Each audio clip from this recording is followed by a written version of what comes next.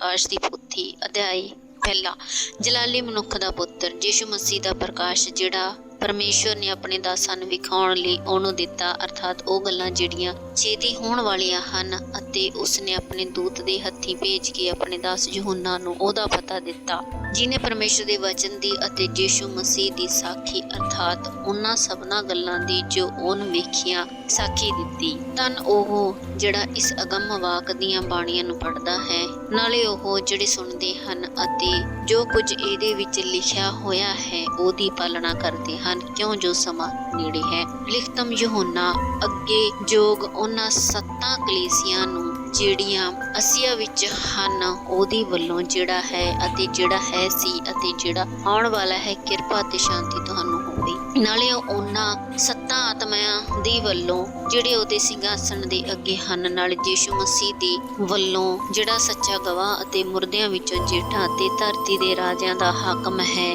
ਉਹਦੀ ਜਿਹੜਾ ਸਾਡੇ ਨਾਲ ਪ੍ਰੇਮ ਕਰਦਾ ਹੈ ਅਤੇ ਜਿਹਨੇ ਸਾਨੂੰ ਆਪਣੇ ਲਹੂ ਨਾਲ ਸਾਡੇ ਪਾਪਾਂ ਤੋਂ ਛੁਡਾ ਦਿੱਤਾ ਅਤੇ ਉਸ ਨੇ ਸਾਨੂੰ ਪਾਤਸ਼ਾਹੀ ਬਣਾਇਆ ਭਈ ਅਸੀਂ ਉਹਦੇ ਪਰਮੇਸ਼ਰ ਅਤੇ ਪਿਤਾ ਲਈ ਜਾਜਕ ਬਣੀਏ। ਉਸੇ ਦੀ ਮਹਿਮਾ ਤੇ ਪਰਾਕਰਮ ਜੁਗ ਜੁਗ ਹੋਵੇ, ਆਮੀਨ। ਵੇਖੋ ਉਹ ਬੱਦਲਾਂ ਦੇ ਨਾਲ ਆਉਂਦਾ ਹੈ ਅਤੇ ਹਰੇਕ ਅੱਖ ਉਸ ਨੂੰ ਵੇਖੇਗੀ, ਨਾਲੇ ਜਿਨ੍ਹਾਂ ਉਸ ਨੂੰ ਵਿੰਨਿਆ ਸੀ ਉਹ ਵੀ ਵੇਖਣਗੇ ਅਤੇ ਧਰਤੀ ਦੀਆਂ ਸਾਰੀਆਂ ਕੌਮਾਂ ਉਹਦੇ ਲਈ ਪਿੱਟਣਗੀਆਂ, ਹਾਂ ਆਮੀਨ। ਮੈਂ ਅਲਫਾ ਤੇ ਓਮੇਗਾ ਹਾਂ। ਇਹ ਆਖਣਾ ਪ੍ਰਭੂ ਪਰਮੇਸ਼ਰ ਦਾ ਹੈ, ਅਰਥਾਤ ਉਹ ਜਿਹੜਾ ਹੈ ਅਤੇ ਜਿਹੜਾ ਹੈ ਸੀ ਅਤੇ ਜਿਹੜਾ ਆਉਣ ਵਾਲਾ ਹੈ, ਜੋ ਸਰਵ ਸ਼ਕਤੀਮਾਨ ਹੈ। ਮੈਂ ਯਹੂਨਾ ਜੋ ਤੁਹਾਡਾ ਭਰਾ ਅਤੇ ਤੁਹਾਡੇ ਨਾਲ ਰਲ ਕੇ ਉਸ ਬਿਪਤਾ ਅਤੇ ਰਾਜ ਅਤੇ ਸਬਰ ਵਿੱਚ ਜੋ ਯੀਸ਼ੂ ਮਸੀਹ ਵਿੱਚ ਹੈ ਸਾਂਝੀ ਹਾਂ, ਪਰਮੇਸ਼ਰ ਦੇ ਵਚਨ ਅਤੇ ਯੀਸ਼ੂ ਦੀ ਸਾਖੀ ਦੇ ਕਾਰਨ ਉਸ ਟਾਪੂ ਵਿੱਚ ਜਿਹੜਾ ਪਾਤਮੋਸ ਕਰਕੇ ਸਦਾਉਂਦਾ ਹੈ। ਮੈਂ ਪ੍ਰਭੂ ਦੇ ਦਿਨ ਆਤਮਾ ਵਿੱਚ ਆਇਆ ਅਤੇ ਮੈਂ ਆਪਣੇ ਪਿੱਛੇ ਤੁਰੀ ਜਿਹੀ ਦੀ ਇੱਕ ਵੱਡੀ ਆਵਾਜ਼ ਇਹ ਆਖਦੇ ਸੁਣੀ ਭਈ ਜੋ ਕੁਝ ਤੂੰ ਵੇਖਦਾ ਹੈ ਸੋ ਇੱਕ ਪੋਥੀ ਵਿੱਚ ਲਿਖ ਲੈ ਅਤੇ 7 ਕਲੀਸਿਆਂ ਨੂੰ ਕੱਲ ਦੇ ਅਰਥਾਤ ਅਫਸੁਸ ਨੂੰ, ਸੁਮੇਰਾਨੇ ਨੂੰ, ਪਰਗਮੁਮ ਨੂੰ, ਥੁਆਤੀਰੇ ਨੂੰ, ਸਰਦੀਸ ਨੂੰ, ਫਿਲਦੇਫੀਏ ਨੂੰ ਅਤੇ ਲਾਉਦੀਕੀਏ ਨੂੰ। ਅਤੇ ਮੈਂ ਉਸ ਆਵਾਜ਼ ਨੂੰ ਜਿਹੜੀ ਮੇਰੇ ਨਾਲ ਗੱਲ ਕਰਦੀ ਸੀ ਵੇਖਣ ਲਈ ਭੰਮਿਆ ਅਤੇ ਜਾਂ ਭੰਮਿਆ ਤਾਂ ਸੋਨੇ ਦੇ 7 ਸਮਾਧਾਨ ਵੇਖੇ ਅਤੇ ਉਹਨਾਂ ਸਮਾਧਾਨਾਂ ਦੇ ਵਿਚਕਾਰ ਮਨੁੱਖ ਦੇ ਪੁੱਤਰ ਦੀ ਨਿਆਈ ਕੋ ਵੇਖਿਆ, ਜਿਹੜਾ ਪੈਰਾਂ 30 ਦਾ ਜਾਮਾ ਪਹਿਨੇ ਅਤੇ ਛਾਤੀ ਦੁਆਲੇ ਸੋਨੇ ਦੀ ਪੇਟੀ ਬੰਨੇ ਹੋਏ ਸੀ। ਉਹਦਾ ਸਿਰ ਅਤੇ ਵਾਲ ਚਿੱਟੀ ਉੱਨ ਦੀ ਨਿਆਈ ਚਿੱਟੇ ਸੁਭ ਬਰਫ਼ ਦੇ ਸਮਾਨ ਸਨ ਅਤੇ ਉਹਦੀਆਂ ਅੱਖੀਆਂ ਅਗਨੀ ਦੀਆਂ ਲਾਟ ਵਰਗੀਆਂ ਸਨ ਅਤੇ ਉਹਦੇ ਪੈਰ ਖਾਲਸ ਪਿੱਤਲ ਦੀ ਨਿਆਈ ਸਨ ਪਈ ਜਾਣਦਾ ਉਹ ਭੱਠੀ ਵਿੱਚ ਤਾਇਆ ਹੋਇਆ ਹੈ ਅਤੇ ਉਸ ਦੀ ਆਵਾਜ਼ ਵਾਲੇ ਪਾਣੀਆਂ ਦੀ ਘੂਕ ਵਰਗੀ ਸੀ। ਉਹਨੇ ਆਪਣੇ ਸੱਜੇ ਹੱਥ ਵਿੱਚ 7 ਤਾਰੇ ਲਏ ਹੋਏ ਸਨ ਅਤੇ ਉਹਦੇ ਮੂੰਹ ਵਿੱਚੋਂ ਇੱਕ ਦੁਧਾਰੀ ਤਿੱਖੀ ਤਲਵਾਰ ਨਿਕਲਦੀ ਸੀ ਅਤੇ ਉਹਦਾ ਮੁਖ ਅਜਿਹਾ ਸੀ ਜਿਵੇਂ ਸੂਰਜ ਆਪਣੇ ਡਾਢੇ ਤੇਜ ਨਾਲ ਚਮਕਦਾ ਹੈ। ਜਾਂ ਮੈਂ ਉਹਨੂੰ ਡਿੱਠਾ ਤਾਂ ਉਹਦੀ ਪੈਰੀ ਮੁਰਦੇ ਵਾਂਗੂ ਡਿੱਗ ਪਿਆ। ਤਾਂ ਉਹਨੇ ਆਪਣਾ ਸੱਜਾ ਹੱਥ ਮੇਰੇ ਉੱਤੇ ਰੱਖਿਆ ਅਤੇ ਕਿਹਾ, ਨਾ ਡਰ, ਮੈਂ ਪਹਿਲਾ ਅਤੇ ਪਿਛਲਾ ਹਾਂ ਅਤੇ ਜਿਉਂਦਾ ਹਾਂ। ਮੈਂ ਮੁਰਦਾ ਸਾਂ ਅਰ ਵੇਖ ਮੈਂ ਜੁਗੋ ਜੁਗ ਜਿਉਂਦਾ ਹਾਂ ਅਤੇ ਮੌਤ ਅਤੇ ਪਤਾਲ ਦੀਆਂ ਕੁੰਜੀਆਂ ਮੇਰੇ ਕੋਲ ਹਨ। ਇਸ ਲਈ ਜੋ ਕੁਝ ਤੈਂ ਵੇਖਿਆ ਸੋ ਜੋ ਕੁਝ ਹੈ ਅਤੇ ਜੋ ਕੁਝ ਇਹਦੇ ਮਗਰੋਂ ਹੋਣ ਵਾਲਾ ਹੈ ਸੋ ਤੂੰ ਲਿਖ ਛੱਡ, ਅਰਥਾਤ ਉਹਨਾਂ 7 ਤਾਰਿਆਂ ਦਾ ਭੇਦ ਜਿਹੜੇ ਤੈਂ ਮੇਰੇ ਸੱਜੇ ਹੱਥ ਉੱਤੇ ਡਿੱਠੇ ਸਨ ਅਤੇ ਉਹਨਾਂ 7 ਸੋਨੇ ਦੇ ਸਮਾਧਾਨਾਂ ਦਾ। ਉਹ 7 ਤਾਰੇ 7 ਕਲੀਸਿਆਂ ਦੇ ਦੂਤ ਹਨ ਅਤੇ ਉਹ 7 ਸਮਾਧਾਨ 7 ਕਲੀਸਿਆਂ ਹਨ, ਆਮੀਨ। ਪ੍ਰਕਾਸ਼ ਦੀ ਪੋਥੀ ਅਧਿਆਇ 2। 7 ਕਲੀਸਿਆਂ ਲਈ ਪੱਤਰੀਆਂ। ਅਫਸੁਸ ਦੀ ਕਲੀਸਿਆ ਦੇ ਦੂਤ ਨੂੰ ਇਉਂ ਲਿਖ ਪਈ, ਜਿਹਨੇ ਆਪਣੇ ਸੱਜੇ ਹੱਥ ਵਿੱਚ 7 ਤਾਰੇ ਫੜੇ ਹੋਏ ਹਨ ਅਤੇ ਜਿਹੜਾ 7 ਸੋਨੇ ਦੀਆਂ ਸਮਾਧਾਨਾਂ ਦੇ ਵਿਚਾਲੇ ਫਿਰਦਾ ਹੈ, ਉਹ ਇਹ ਆਖਦਾ ਹੈ, ਮੈਂ ਤੇਰੇ ਕੰਮਾਂ ਨੂੰ ਅਤੇ ਤੇਰੀ ਮਿਹਨਤ ਅਤੇ ਤੇਰੇ ਸਬਰ ਨੂੰ ਜਾਣਦਾ ਹਾਂ। ਨਾਲੇ ਇਹ ਜੋ ਬੁਰਿਆਰਾਂ ਦਾ ਤੇਥੋਂ ਸਹਾਰਾ ਨਹੀਂ ਹੁੰਦਾ ਅਤੇ ਜਿਹੜੇ ਆਪਣੇ ਆਪ ਨੂੰ ਰਸੂਲ ਦੱਸਦੇ ਹਨ ਪਰ ਨਹੀਂ ਹਨ, ਤੈਂ ਉਹਨਾਂ ਨੂੰ ਪਰਤਾ ਕੇ ਝੂਠਾ ਵੇਖਿਆ ਅਤੇ ਤੂੰ ਧੀਰਜ ਰੱਖਦਾ ਹੈ ਅਤੇ ਮੇਰੇ ਨਾਮ ਦੇ ਨਿਮਿਤ ਤੈਂ ਸਹਾਰਾ ਕੀਤਾ ਅਤੇ ਨਹੀਂ ਥੱਕਿਆ। ਤਾਂ ਵੀ ਤੇਰੇ ਉੱਤੇ ਮੈਨੂੰ ਇਹ ਗਿਲਾ ਹੈ ਭਈ ਤੂੰ ਆਪਣਾ ਪਹਿਲਾ ਪ੍ਰੇਮ ਛੱਡ ਬੈਠਾ ਹੈ। ਸੋ ਚੇਤੇ ਕਰ ਜੋ ਤੂੰ ਕਿੱਥੋਂ ਡਿੱਗਿਆ ਹੈ ਅਤੇ ਤੌਬਾ ਕਰ ਅਤੇ ਆਪਣੇ ਅਗਲੇ ਹੀ ਕੰਮ ਕਰ, ਨਹੀਂ ਤਾਂ ਮੈਂ ਤੇਰੇ ਕੋਲ ਆਵਾਂਗਾ ਅਤੇ ਤੇਰੇ ਸਮਾਧਾਨ ਨੂੰ ਉਹਨਾਂ ਦੇ ਥਾਂ ਤੋਂ ਹਟਾ ਦਿਆਂਗਾ ਜੇ ਤੈਂ ਤੌਬਾ ਨਾ ਕੀਤੀ। ਪਰ ਤੇਰੇ ਵਿੱਚ ਇੰਨਾ ਤਾਂ ਹੈ ਭਈ ਤੂੰ ਨਿਕੋਲਾਈ ਦੀਆਂ ਕੰਮਾਂ ਤੋਂ ਸੂਗ ਕਰਦਾ ਹੈ, ਜਿਨ੍ਹਾਂ ਤੋਂ ਮੈਂ ਵੀ ਸੂਗ ਕਰਦਾ ਹਾਂ। ਜਿਹਦੇ ਕੰਨ ਹਨ ਸੋ ਸੁਣੇ ਭਈ ਆਤਮਾ ਕਲੀਸਿਆ ਨੂੰ ਕੀ ਆਖਦਾ ਹੈ। ਜਿਹੜਾ ਜਿੱਤਣ ਵਾਲਾ ਹੈ ਉਹਨੂੰ ਮੈਂ ਜੀਵਨ ਦੇ ਬਿਰਛ ਵਿੱਚੋਂ ਜੋ ਪਰਮੇਸ਼ਰ ਦੇ ਫਿਰਦੌਸ ਵਿੱਚ ਹੈ ਖਾਣ ਲਈ ਦਿਆਂਗਾ। ਸਮੂਰਨੇ ਦੀ ਕਲੀਸਿਆ ਦੇ ਦੂਤ ਨੂੰ ਉਹ ਲਿਖ ਭਈ ਜਿਹੜਾ ਪਹਿਲਾ ਅਤੇ ਪਿਛਲਾ ਹੈ, ਜਿਹੜਾ ਮੁਰਦਾ ਹੋਇਆ ਤੇ ਫਿਰ ਜੀ ਪਿਆ, ਉਹ ਇਹ ਆਖਦਾ ਹੈ ਮੈਂ ਤੇਰੀ ਬਿਪਤਾ ਅਤੇ ਗਰੀਬੀ ਨੂੰ ਜਾਣਦਾ ਹਾਂ। ਭਾਵੇਂ ਤੂੰ ਧਨਵਾਨ ਹੈ ਅਤੇ ਉਹਨਾਂ ਦੇ ਕੁਫਰ ਨੂੰ ਵੀ ਜਿਹੜੇ ਆਪਣੇ ਆਪ ਨੂੰ ਯਹੂਦੀ ਦੱਸਦੇ ਹਨ ਪਰ ਨਹੀਂ ਹਨ, ਸਗੋਂ ਸ਼ੈਤਾਨ ਦੀ ਮੰਡਲੀ ਹਨ, ਜਿਹੜੇ ਦੁੱਖ ਤੈਂ ਭੋਗੜੇ ਹਨ। ਤੂੰ ਉਹਨਾਂ ਤੋਂ ਨਾ ਡਰੀ। ਵੇਖੋ ਸ਼ੈਤਾਨ ਤੁਹਾਡੇ ਵਿੱਚੋਂ ਕਈਆਂ ਨੂੰ ਕੈਦ ਵਿੱਚ ਪਾ ਸੁੱਟੇਗਾ ਭਈ ਤੁਸੀਂ ਪਰਤਾਏ ਜਾਓ ਅਤੇ ਤੁਹਾਨੂੰ 10 ਦਿਨਾਂ ਤੇ ਇੱਕ ਬਿਪਤਾ ਹੋਵੇਗੀ। ਤੂੰ ਮਰਨ ਤੋੜੀ ਵਫਾਦਾਰ ਰਹੋ ਤਾਂ ਮੈਂ ਤੈਨੂੰ ਜੀਵਨ ਦਾ ਮੁਕਟ ਦਿਆਂਗਾ। ਜਿਹਦੇ ਕੰਨ ਹਨ ਸੋ ਸੁਣੇ ਭਈ ਆਤਮਾ ਕਲੀਸਿਆ ਨੂੰ ਕੀ ਆਖਦਾ ਹੈ। ਜਿਹੜਾ ਜਿੱਤਣ ਵਾਲਾ ਹੈ ਦੂਜੀ ਮੌਤ ਤੋਂ ਉਹਦਾ ਕਦੇ ਵਿਗਾੜ ਨਾ ਹੋਵੇਗਾ। ਪਰਗਮੁਮ ਦੀ ਕਲੀਸਿਆ ਦੇ ਦੂਤ ਨੂੰ ਇਉਂ ਲਿਖ ਭਈ ਜਿਹਦੇ ਕੋਲ ਦੁਧਾਰੀ ਤਿੱਖੀ ਤਲਵਾਰ ਹੈ, ਉਹ ਇਹ ਆਖਦਾ ਹੈ ਮੈਂ ਜਾਣਦਾ ਹਾਂ ਤੂੰ ਉੱਥੇ ਵਸਦਾ ਹੈ ਜਿੱਥੇ ਸ਼ੈਤਾਨ ਦੀ ਗੱਦੀ ਹੈ ਅਤੇ ਤੂੰ ਤਕੜਾਈ ਨਾਲ ਮੇਰਾ ਨਾਮ ਫੜੀ ਰੱਖਦਾ ਹੈ। ਅਤੇ ਅੰਤੀਪਾਸ ਜੋ ਮੇਰਾ ਗਵਾਹ ਅਤੇ ਮੇਰਾ ਮਾਤਬਰ ਜਨ ਸੀ, ਜਿਹੜਾ ਤੁਹਾਡੇ ਵਿੱਚ ਉੱਥੇ ਮਾਰਿਆ ਗਿਆ ਜਿੱਥੇ ਸ਼ੈਤਾਨ ਵਸਦਾ ਹੈ, ਉਹਨਾਂ ਦੇ ਦਿਨੀ ਵੀ ਤੈਂ ਮੇਰੀ ਨਿਹਚਾ ਤੋਂ ਇਨਕਾਰ ਨਹੀਂ ਕੀਤਾ। ਪਰ ਤਾਂ ਵੀ ਤੇਰੇ ਉੱਤੇ ਮੈਨੂੰ ਥੋੜਾ ਬਹੁਤ ਗਿਲਾ ਹੈ ਭਈ ਉੱਥੇ ਤੇਰੇ ਕੋਲ ਉਹ ਹਨ ਜਿਨ੍ਹਾਂ ਬਿਲਾਮ ਦੀ ਸਿੱਖਿਆ ਧਾਰੀ ਹੈ, ਜਿਨ੍ਹਾਂ ਨੇ ਬਾਲਾਕ ਨੂੰ ਸਿੱਖਿਆ ਦਿੱਤੀ ਸੀ ਜੋ ਇਸਰਾਏਲ ਦੇ ਵੰਸ਼ ਦੇ ਅੱਗੇ ਠੇਡੇ ਲਾਉਣ ਵਾਲੀ ਵਸਤੂ ਸੁੱਟ ਦੇਵੇ ਭਈ ਉਹ ਮੂਰਤੀਆਂ ਦੇ ਚੜਾਵੇ ਖਾਣ ਅਤੇ ਹਰਾਮਕਾਰੀ ਕਰਨ। ਇਸੇ ਤਰ੍ਹਾਂ ਤੇਰੇ ਕੋਲ ਉਹ ਵੀ ਹਨ ਜਿਨ੍ਹਾਂ ਨਿਕੋਲਾਈ ਦੀਆਂ ਸਿੱਖਿਆ ਉਵੇਂ ਹੀ ਧਾਰੀ ਹੈ। ਇਸ ਲਈ ਤੌਬਾ ਕਰ, ਨਹੀਂ ਤਾਂ ਮੈਂ ਤੇਰੇ ਕੋਲ ਛੇਤੀ ਆਵਾਂਗਾ ਅਤੇ ਉਹਨਾਂ ਨਾਲ ਆਪਣੇ ਮੂੰਹ ਦੀ ਤਲਵਾਰ ਦੇ ਨਾਲ ਲੜਾਂਗਾ। ਜਿਨ੍ਹਾਂ ਦੇ ਕੰਨ ਹਨ ਸੋ ਸੁਣੇ ਭਈ ਆਤਮਾ ਕਲੀਸਿਆ ਨੂੰ ਕੀ ਆਖਦਾ ਹੈ। ਜਿਹੜਾ ਜਿੱਤਣ ਵਾਲਾ ਹੈ ਉਹਨੂੰ ਮੈਂ ਗੁਪਤ ਮਨ ਵਿੱਚੋਂ ਦਿਆਂਗਾ ਅਤੇ ਮੈਂ ਉਹਨੂੰ ਇੱਕ ਚਿੱਟਾ ਪੱਥਰ ਦਿਆਂਗਾ ਅਤੇ ਉਸ ਪੱਥਰ ਦੇ ਉੱਤੇ ਇੱਕ ਨਵਾਂ ਨਾਂ ਲਿਖਿਆ ਹੋਇਆ ਹੈ ਜਿਹਨੂੰ ਉਹਦੇ ਲੈਣ ਵਾਲੇ ਤੋਂ ਛੁੱਟ ਕੋਈ ਹੋਰ ਨਹੀਂ ਜਾਣਦਾ ਹੈ। ਥੁਆਤੀਰੇ ਦੀ ਕਲੀਸਿਆ ਦੇ ਦੂਤ ਨੇ ਉਹ ਲਿਖ ਭਈ ਪਰਮੇਸ਼ਰ ਦੇ ਪੁੱਤਰ ਜਿਹਦੀਆਂ ਅੱਖੀਆਂ ਅਗਨੀ ਦੀ ਲਾਟ ਵਰਗੀਆਂ ਹਨ ਅਤੇ ਉਹਦੇ ਪੈਰ ਖਾਲਸ ਪਿੱਤਲ ਦੀ ਨਿਆਈ ਹਨ, ਇਹ ਆਖਦਾ ਹੈ ਮੈਂ ਤੇਰੇ ਕੰਮਾਂ ਨੂੰ ਅਤੇ ਤੇਰੇ ਪ੍ਰੇਮ ਨੂੰ, ਨਿਹਚਾ, ਸੇਵਾ ਅਤੇ ਸਬਰ ਨੂੰ ਜਾਣਦਾ ਹਾਂ। ਨਾਲੇ ਇਹ ਭਈ ਤੇਰੇ ਪਿਛਲੇ ਕੰਮ ਪਹਿਲਿਆਂ ਨਾਲੋਂ ਵੱਧ ਹਨ, ਪਰ ਤਾਂ ਵੀ ਤੇਰੇ ਉੱਤੇ ਮੈਨੂੰ ਇਹ ਗਿਲਾ ਹੈ ਭਈ ਤੂੰ ਉਸ ਤੀਵੀਂ ਇਜ਼ਬਲ ਨੂੰ, ਜਿਹੜੀ ਆਪਣੇ ਆਪ ਨੂੰ ਨਬੀਆਂ ਕਰਕੇ ਦੱਸਦੀ ਹੈ, ਚੱਲੀ ਜਾਂਦਾ ਹੈ ਅਤੇ ਉਹ ਮੇਰੇ ਦਾਸਾਂ ਨੂੰ ਸਿਖਾਉਂਦੀ ਅਤੇ ਫਰਮਾਉਂਦੀ ਹੈ ਭਈ ਉਹ ਹਰਾਮਕਾਰੀ ਕਰਨ ਅਤੇ ਮੂਰਤੀਆਂ ਦੇ ਚੜਾਵੇ ਖਾਣ। ਅਤੇ ਮੈਂ ਉਹਨੂੰ ਵੇਹਲ ਦਿੱਤਾ ਭਈ ਤੌਬਾ ਕਰੇ, ਪਰ ਉਹ ਆਪਣੀ ਹਰਾਮਕਾਰੀ ਤੋਂ ਤੌਬਾ ਕਰਨੀ ਨਹੀਂ ਚਾਹੁੰਦੀ ਹੈ। ਵੇਖ ਮੈਂ ਉਹਨੂੰ ਇੱਕ ਵਿਛੋਣੇ ਉੱਤੇ ਸੁੱਟਦਾ ਹਾਂ ਅਤੇ ਉਹਨਾਂ ਨੂੰ ਜਿਹੜੇ ਉਹਦੇ ਨਾਲ ਜਨਾਹ ਕਰਦੇ ਹਨ ਵੱਡੀ ਬਿਪਤਾ ਵਿੱਚ ਪਾ ਦਿਆਂਗਾ ਜੇ ਉਹਦੇ ਕੰਮਾਂ ਤੋਂ ਤੌਬਾ ਨਾ ਕੀਤੀ। ਅਤੇ ਮੈਂ ਉਹਦੇ ਬਾਲਕਾਂ ਨੂੰ ਮਾਰ ਸੁੱਟਾਂਗਾ ਅਤੇ ਸਾਰੀਆਂ ਕਲੀਸਿਆਂ ਜਾਣ ਲੈਣਗੀਆਂ ਜੋ ਗੁਰਦਿਆਂ ਅਤੇ ਹਿਰਦਿਆਂ ਨੂੰ ਜਾਚਣ ਵਾਲਾ ਮੈਂ ਹੀ ਹਾਂ ਅਤੇ ਮੈਂ ਤੁਹਾਡੇ ਵਿੱਚੋਂ ਹਰੇਕ ਨੂੰ ਤੁਹਾਡੀਆਂ ਕਰਨੀਆਂ ਦੇ ਅਨੁਸਾਰ ਫਲ ਦਿਆਂਗਾ। ਮੈਂ ਤੁਹਾਨੂੰ ਅਰਥਾਤ ਥੁਆਤੀਰੇ ਵਿੱਚ ਦੇ ਹੋਰਨਾਂ ਲੋਕਾਂ ਨੂੰ ਜਿਨ੍ਹਾਂ ਕੋਲ ਇਹ ਸਿੱਖਿਆ ਨਹੀਂ ਹੈ ਅਤੇ ਜਿਹੜੇ ਉਹਨਾਂ ਗੱਲਾਂ ਤੋਂ ਮਹਿਰਮ ਨਹੀਂ ਜਿਹੜੀਆਂ ਸ਼ੈਤਾਨ ਦੀਆਂ ਡੂੰਘੀਆਂ ਗੱਲਾਂ ਕਹਾਉਂਦੀਆਂ ਹਨ,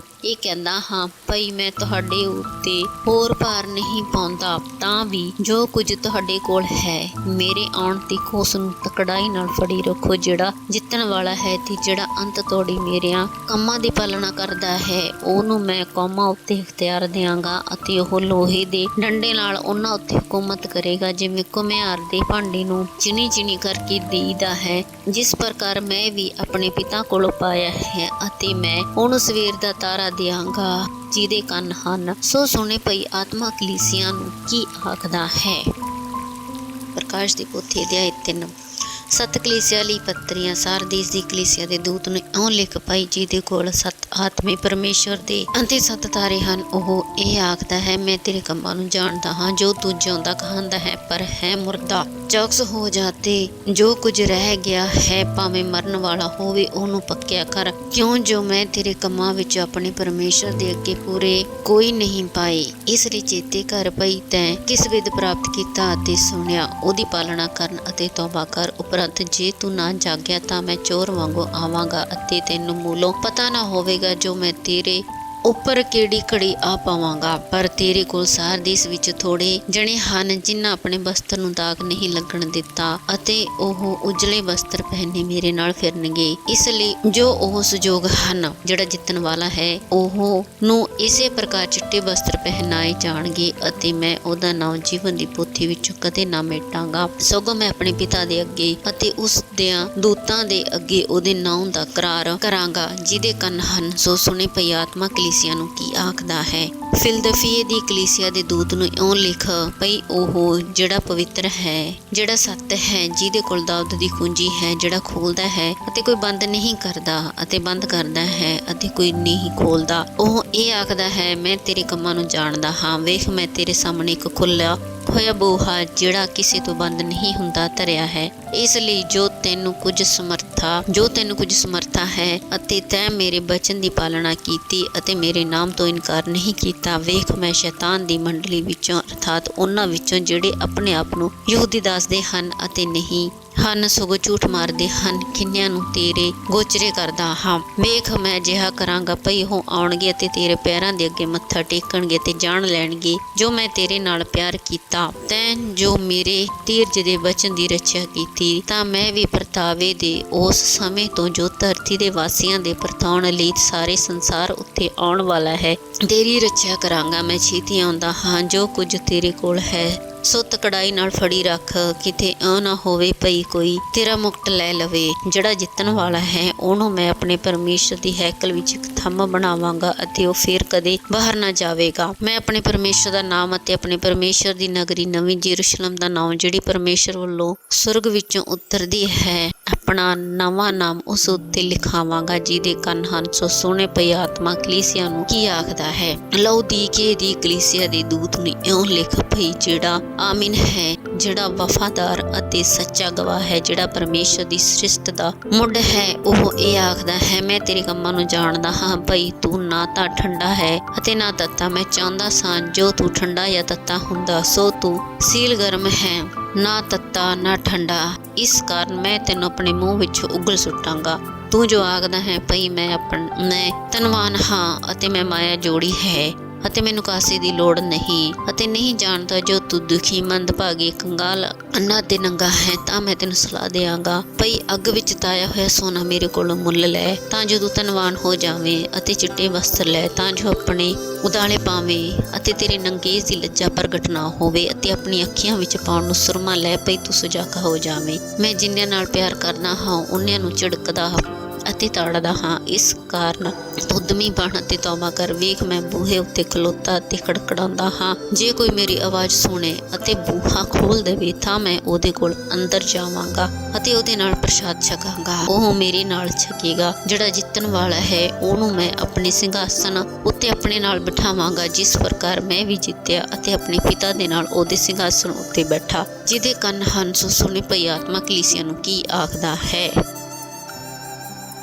ਪ੍ਰਕਾਸ਼ ਦੀ ਪੋਥੀ ਅਧਿਆਇ 4 ਸੁਰਗੀ ਉਪਾਸਨਾ। ਇਹਦੇ ਪਿੱਛੋਂ ਮੈਂ ਨਿਗਾਹ ਕੀਤੀ ਤਾਂ ਕੀ ਵੇਖਦਾ ਹਾਂ ਭਈ ਆਕਾਸ਼ ਵਿੱਚ ਇੱਕ ਬੂਹਾ ਖੁੱਲਿਆ ਹੋਇਆ ਹੈ ਅਤੇ ਪਹਿਲੀ ਆਵਾਜ਼ ਜੋ ਮੈਂ ਸੁਣੀ ਸੋ ਤੁਰੀ ਜਿਹੀ ਮੇਰੇ ਨਾਲ ਗੱਲ ਕਰਦੀ ਸੀ ਭਈ ਇੱਧਰ ਉਤਾਹਾਂ ਨੂੰ ਆ ਜਾ ਅਤੇ ਜੋ ਕੁਝ ਇਹਦੇ ਮਗਰੋਂ ਹੋਣ ਵਾਲਾ ਹੈ ਉਹ ਮੈਂ ਤੈਨੂੰ ਵਿਖਾਵਾਂਗਾ। ਉਵੇਂ ਹੀ ਮੈਂ ਆਤਮਾ ਵਿੱਚ ਆਇਆ ਤਾਂ ਕੀ ਵੇਖਦਾ ਹਾਂ ਭਈ ਸਵਰਗ ਵਿੱਚ ਇੱਕ ਸਿੰਘਾਸਨ ਧਰਿਆ ਹੋਇਆ ਹੈ ਅਤੇ ਉਸ ਸਿੰਘਾਸਨ ਉੱਤੇ ਕੋਈ ਬਿਰਾਜਮਾਨ ਹੈ ਅਤੇ ਜਿਹੜਾ ਬਿਰਾਜਮਾਨ ਹੈ ਸੋ ਵੇਖਣ ਨੂੰ ਪੁਖਰਾਜ ਅਤੇ ਅਕੀਕ ਪੱਥਰ ਵਰਗਾ ਹੈ ਅਤੇ ਸਿੰਘਾਸਨ ਦੇ ਦੁਆਲੇ ਇੱਕ ਮੇਘ ਧਨੁਕ ਹੈ ਜੋ ਵੇਖਣ ਨੂੰ ਪੰਨੇ ਦੀ ਨਿਆਈ ਹੈ। ਸਿੰਘਾਸਨ ਦੇ ਦੁਆਲੇ 24 ਗੱਦੀਆਂ ਹਨ ਅਤੇ ਮੈਂ 24 ਬਜ਼ੁਰਗਾਂ ਨੂੰ ਚਿੱਟੇ ਵਸਤਰ ਪਹਿਨੇ ਅਤੇ ਸਿਰਾਂ ਉੱਤੇ ਸੋਨੇ ਦੇ ਮੁਕਟ ਧਰੇ ਉਹਨਾਂ ਗੱਦੀਆਂ ਉੱਤੇ ਬੈਠਿਆ ਡਿੱਠਾ ਅਤੇ ਸਿੰਘਾਸਨ ਵਿੱਚੋਂ ਬਿਜਲੀਆਂ ਦੀਆਂ ਲਿਸ਼ਕਾਂ ਅਤੇ ਆਵਾਜ਼ਾਂ ਅਤੇ ਬੱਦਲ ਦੀਆਂ ਗਰਜਾਂ ਨਿਕਲਦੀਆਂ ਹਨ ਅਤੇ ਸਿੰਘਾਸਨ ਦੇ ਮੋਹਰੇ ਅੱਗ ਦੇ 7 ਦੀਵੇ ਪਏ ਬਲਦੇ ਹਨ, ਜਿਹੜੇ ਪਰਮੇਸ਼ਵਰ ਦੇ ਸੱਤੇ ਆਤਮੇ ਹਨ ਅਤੇ ਸਿੰਘਾਸਨ ਦੇ ਅੱਗੇ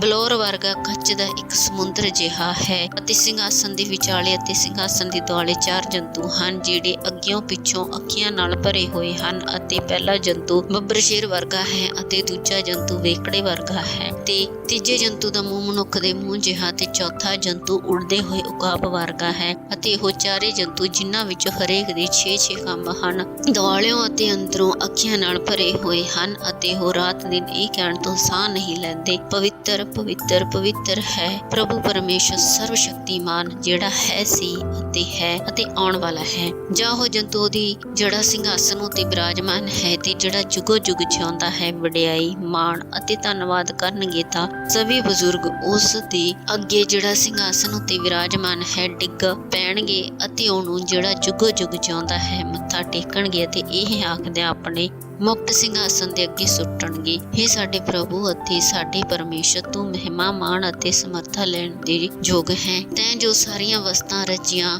ਅਤੇ ਉਹ ਤੇਰੀ ਹੀ ਇੱਛਾ ਨਾਲ ਹੋਈਆਂ ਅਤੇ ਰਚੀਆਂ ਗਈਆਂ ਹਨ।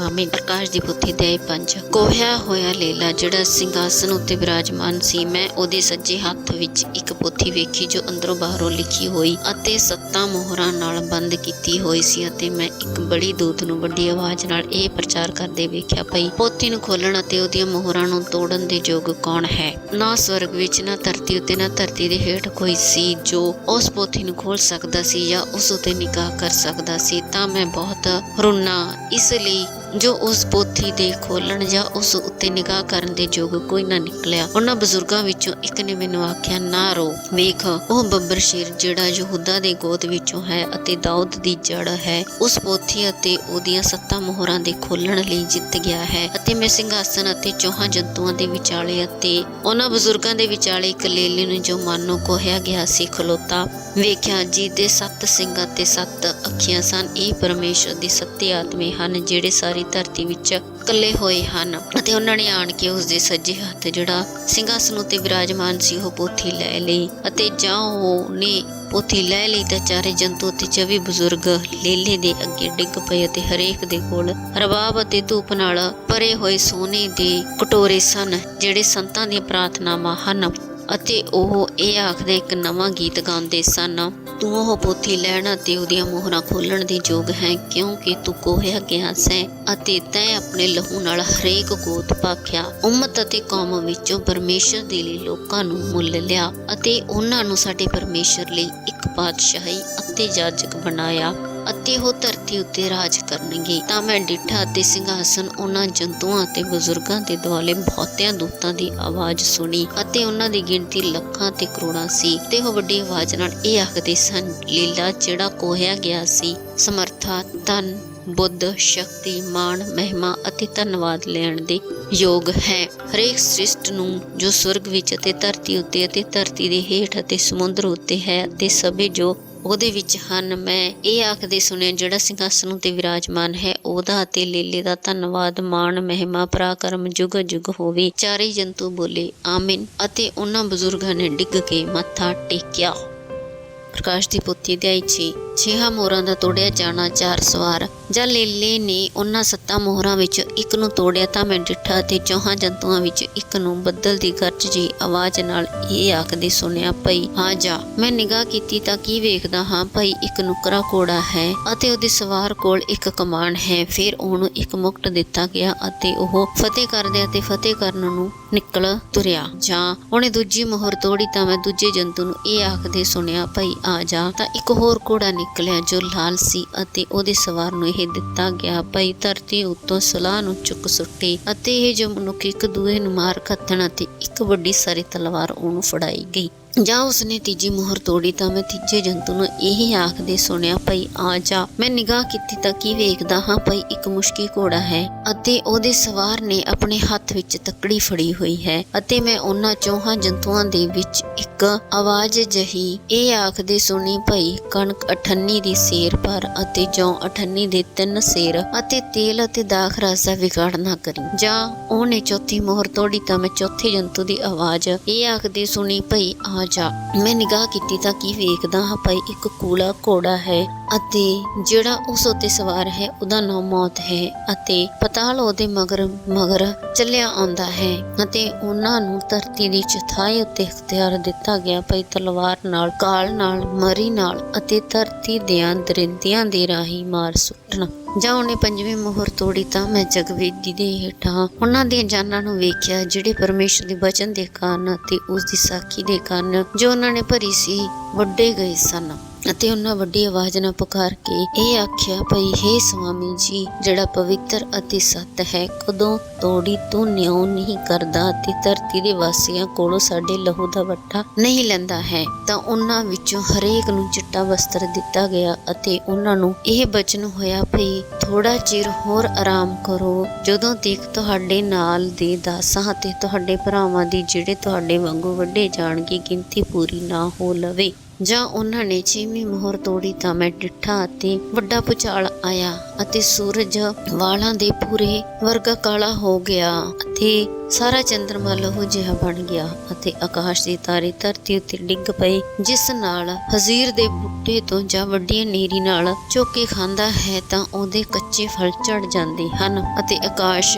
ਵਲੇਟਵੀਂ ਪੋਥੀ ਵਾਂਗੂ ਸਰਕ ਗਿਆ ਤੇ ਹਰੇਕ ਪਹਾੜ ਅਤੇ ਟਾਪੂ ਆਪੋ ਆਪਣੇ ਟਿਕਾਣਿਓਂ ਹਿੱਲ ਗਿਆ ਅਤੇ ਧਰਤੀ ਦੇ ਰਾਜਿਆਂ, ਅਮੀਰਾਂ, ਫੌਜ ਦੇ ਸਰਦਾਰਾਂ, ਧਨਵਾਨਾਂ, ਬਲਵੰਤਾਂ ਅਤੇ ਹਰੇਕ ਗੁਲਾਮ ਤੇ ਅਤੇ ਆਜ਼ਾਦ ਨੇ ਆਪਣੇ ਆਪ ਨੂੰ ਗੁਫਾ ਵਿੱਚ ਅਤੇ ਪਹਾੜਾਂ ਦੀ ਚਟਾਨਾਂ ਵਿੱਚ ਲੁਕੋ ਲਿਆ ਅਤੇ ਉਹ ਪਹਾੜਾਂ ਦੇ ਅਤੇ ਚਟਾਨਾਂ ਨੂੰ ਕਹਿਣ ਲੱਗੇ, ਭਈ ਸਾਡੇ ਉੱਤੇ ਡਿੱਗ ਪਵੋ ਅਤੇ ਜਿਹੜਾ ਸਿੰਘਾਸਨ ਉੱਤੇ ਵਿਰਾਜਮਾਨ ਹੈ ਉਹਦੇ ਸਾਹਮਣਿਓਂ ਅਤੇ ਲੇਲੇ ਦੇ ਕ੍ਰੋਧ ਤੋਂ ਸਾਨੂੰ ਲੁਕਾ ਲਓ, ਕਿਉਂ ਜੋ ਉਹਨਾਂ ਦੇ ਕ੍ਰੋਧ ਦਾ ਵੱਡਾ ਦਿਹਾੜਾ ਆ ਪਹੁੰਚਿਆ ਹੈ, ਹੁਣ ਕੌਣ ਖਲੋ ਸਕਦਾ ਹੈ।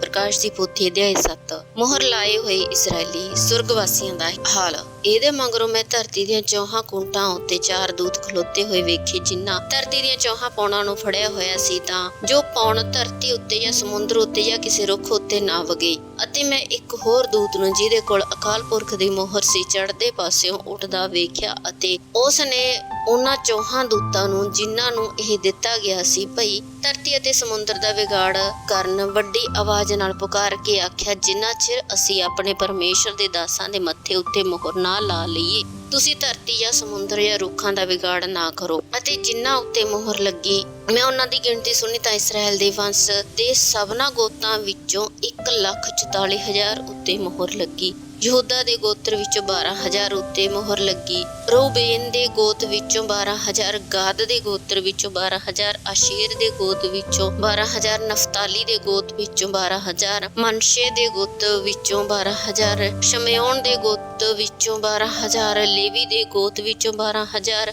ਯਿਸਾਕਾਰ ਦੇ ਗੋਤ ਵਿੱਚੋਂ 12,000, ਜ਼ਬੂਲੂਨ ਦੇ ਗੋਤ ਵਿੱਚੋਂ 12,000, ਯੂਸਫ ਦੇ ਗੋਤ ਵਿੱਚੋਂ 12,000, ਬਿਨਯਾਮੀਨ ਦੇ ਗੋਤ ਵਿੱਚੋਂ 12,000 ਉੱਤੇ ਮੋਹਰ ਲੱਗੀ। ਇਹਦੇ ਮਗਰੋਂ ਮੈਂ ਨਿਗਾਹ ਕੀਤੀ ਤਾਂ ਕੀ ਵੇਖਦਾ ਹਾਂ, ਭਈ ਹਰੇਕ ਕੌਮ ਵਿੱਚੋਂ, ਸਭਨਾਂ ਗੋਤਾਂ, ਉਮਤਾਂ ਅਤੇ ਭਾਖਿਆਂ ਵਿੱਚੋਂ ਇੱਕ ਵੱਡੀ ਭੀੜ, ਜਿਹਦੀ ਗਿਣਤੀ ਕਿਸੇ ਕੋਲੋਂ ਨਹੀਂ ਹੁੰਦੀ, ਚਿੱਟੇ ਵਸਤਰ ਪਹਿਨੇ ਅਤੇ ਖਜੂਰ ਦੀਆਂ ਟਾਹਣੀਆਂ ਹੱਥਾਂ ਵਿੱਚ ਲਈ ਸਿੰਘਾਸਨ ਦੇ ਸਾਹਮਣੇ ਅਤੇ ਲੇਲੇ ਦੇ ਸਾਹਮਣੇ ਖੜੀ ਹੈ ਅਤੇ ਇਹ ਵੱਡੀ ਆਵਾਜ਼ ਨਾਲ ਪੁਕਾਰ ਕੇ ਕਹਿੰਦੇ ਹਨ, ਮੁਕਤੀ ਸਾਡੇ ਪਰਮੇਸ਼ਰ ਵੱਲੋਂ, ਜਿਹੜਾ ਸਿੰਘਾਸਨ ਉੱਤੇ ਵਿਰਾਜਮਾਨ ਹੈ ਅਤੇ ਲੇਲੇ ਵੱਲੋਂ ਹੈ। ਸਾਰੇ ਦੂਤ ਸਿੰਘਾਸਨ ਦੇ ਅਤੇ ਬਜ਼ੁਰਗਾਂ ਦੇ ਅਤੇ ਚੌਹਾਂ ਜੰਤੂਆਂ ਦੇ ਦੁਆਲੇ ਖਲੋਤੇ ਸਨ, ਤਾਂ ਉਹ ਸਿੰਘਾਸਨ ਦੇ ਸਾਹਮਣੇ ਮੂੰਹ ਦੇ ਭਾਰ ਡਿੱਗ ਪਏ ਅਤੇ ਪਰਮੇਸ਼ਰ ਨੂੰ ਮੱਥਾ ਟੇਕਿਆ ਅਤੇ ਬੋਲੇ, ਆਮੀਨ।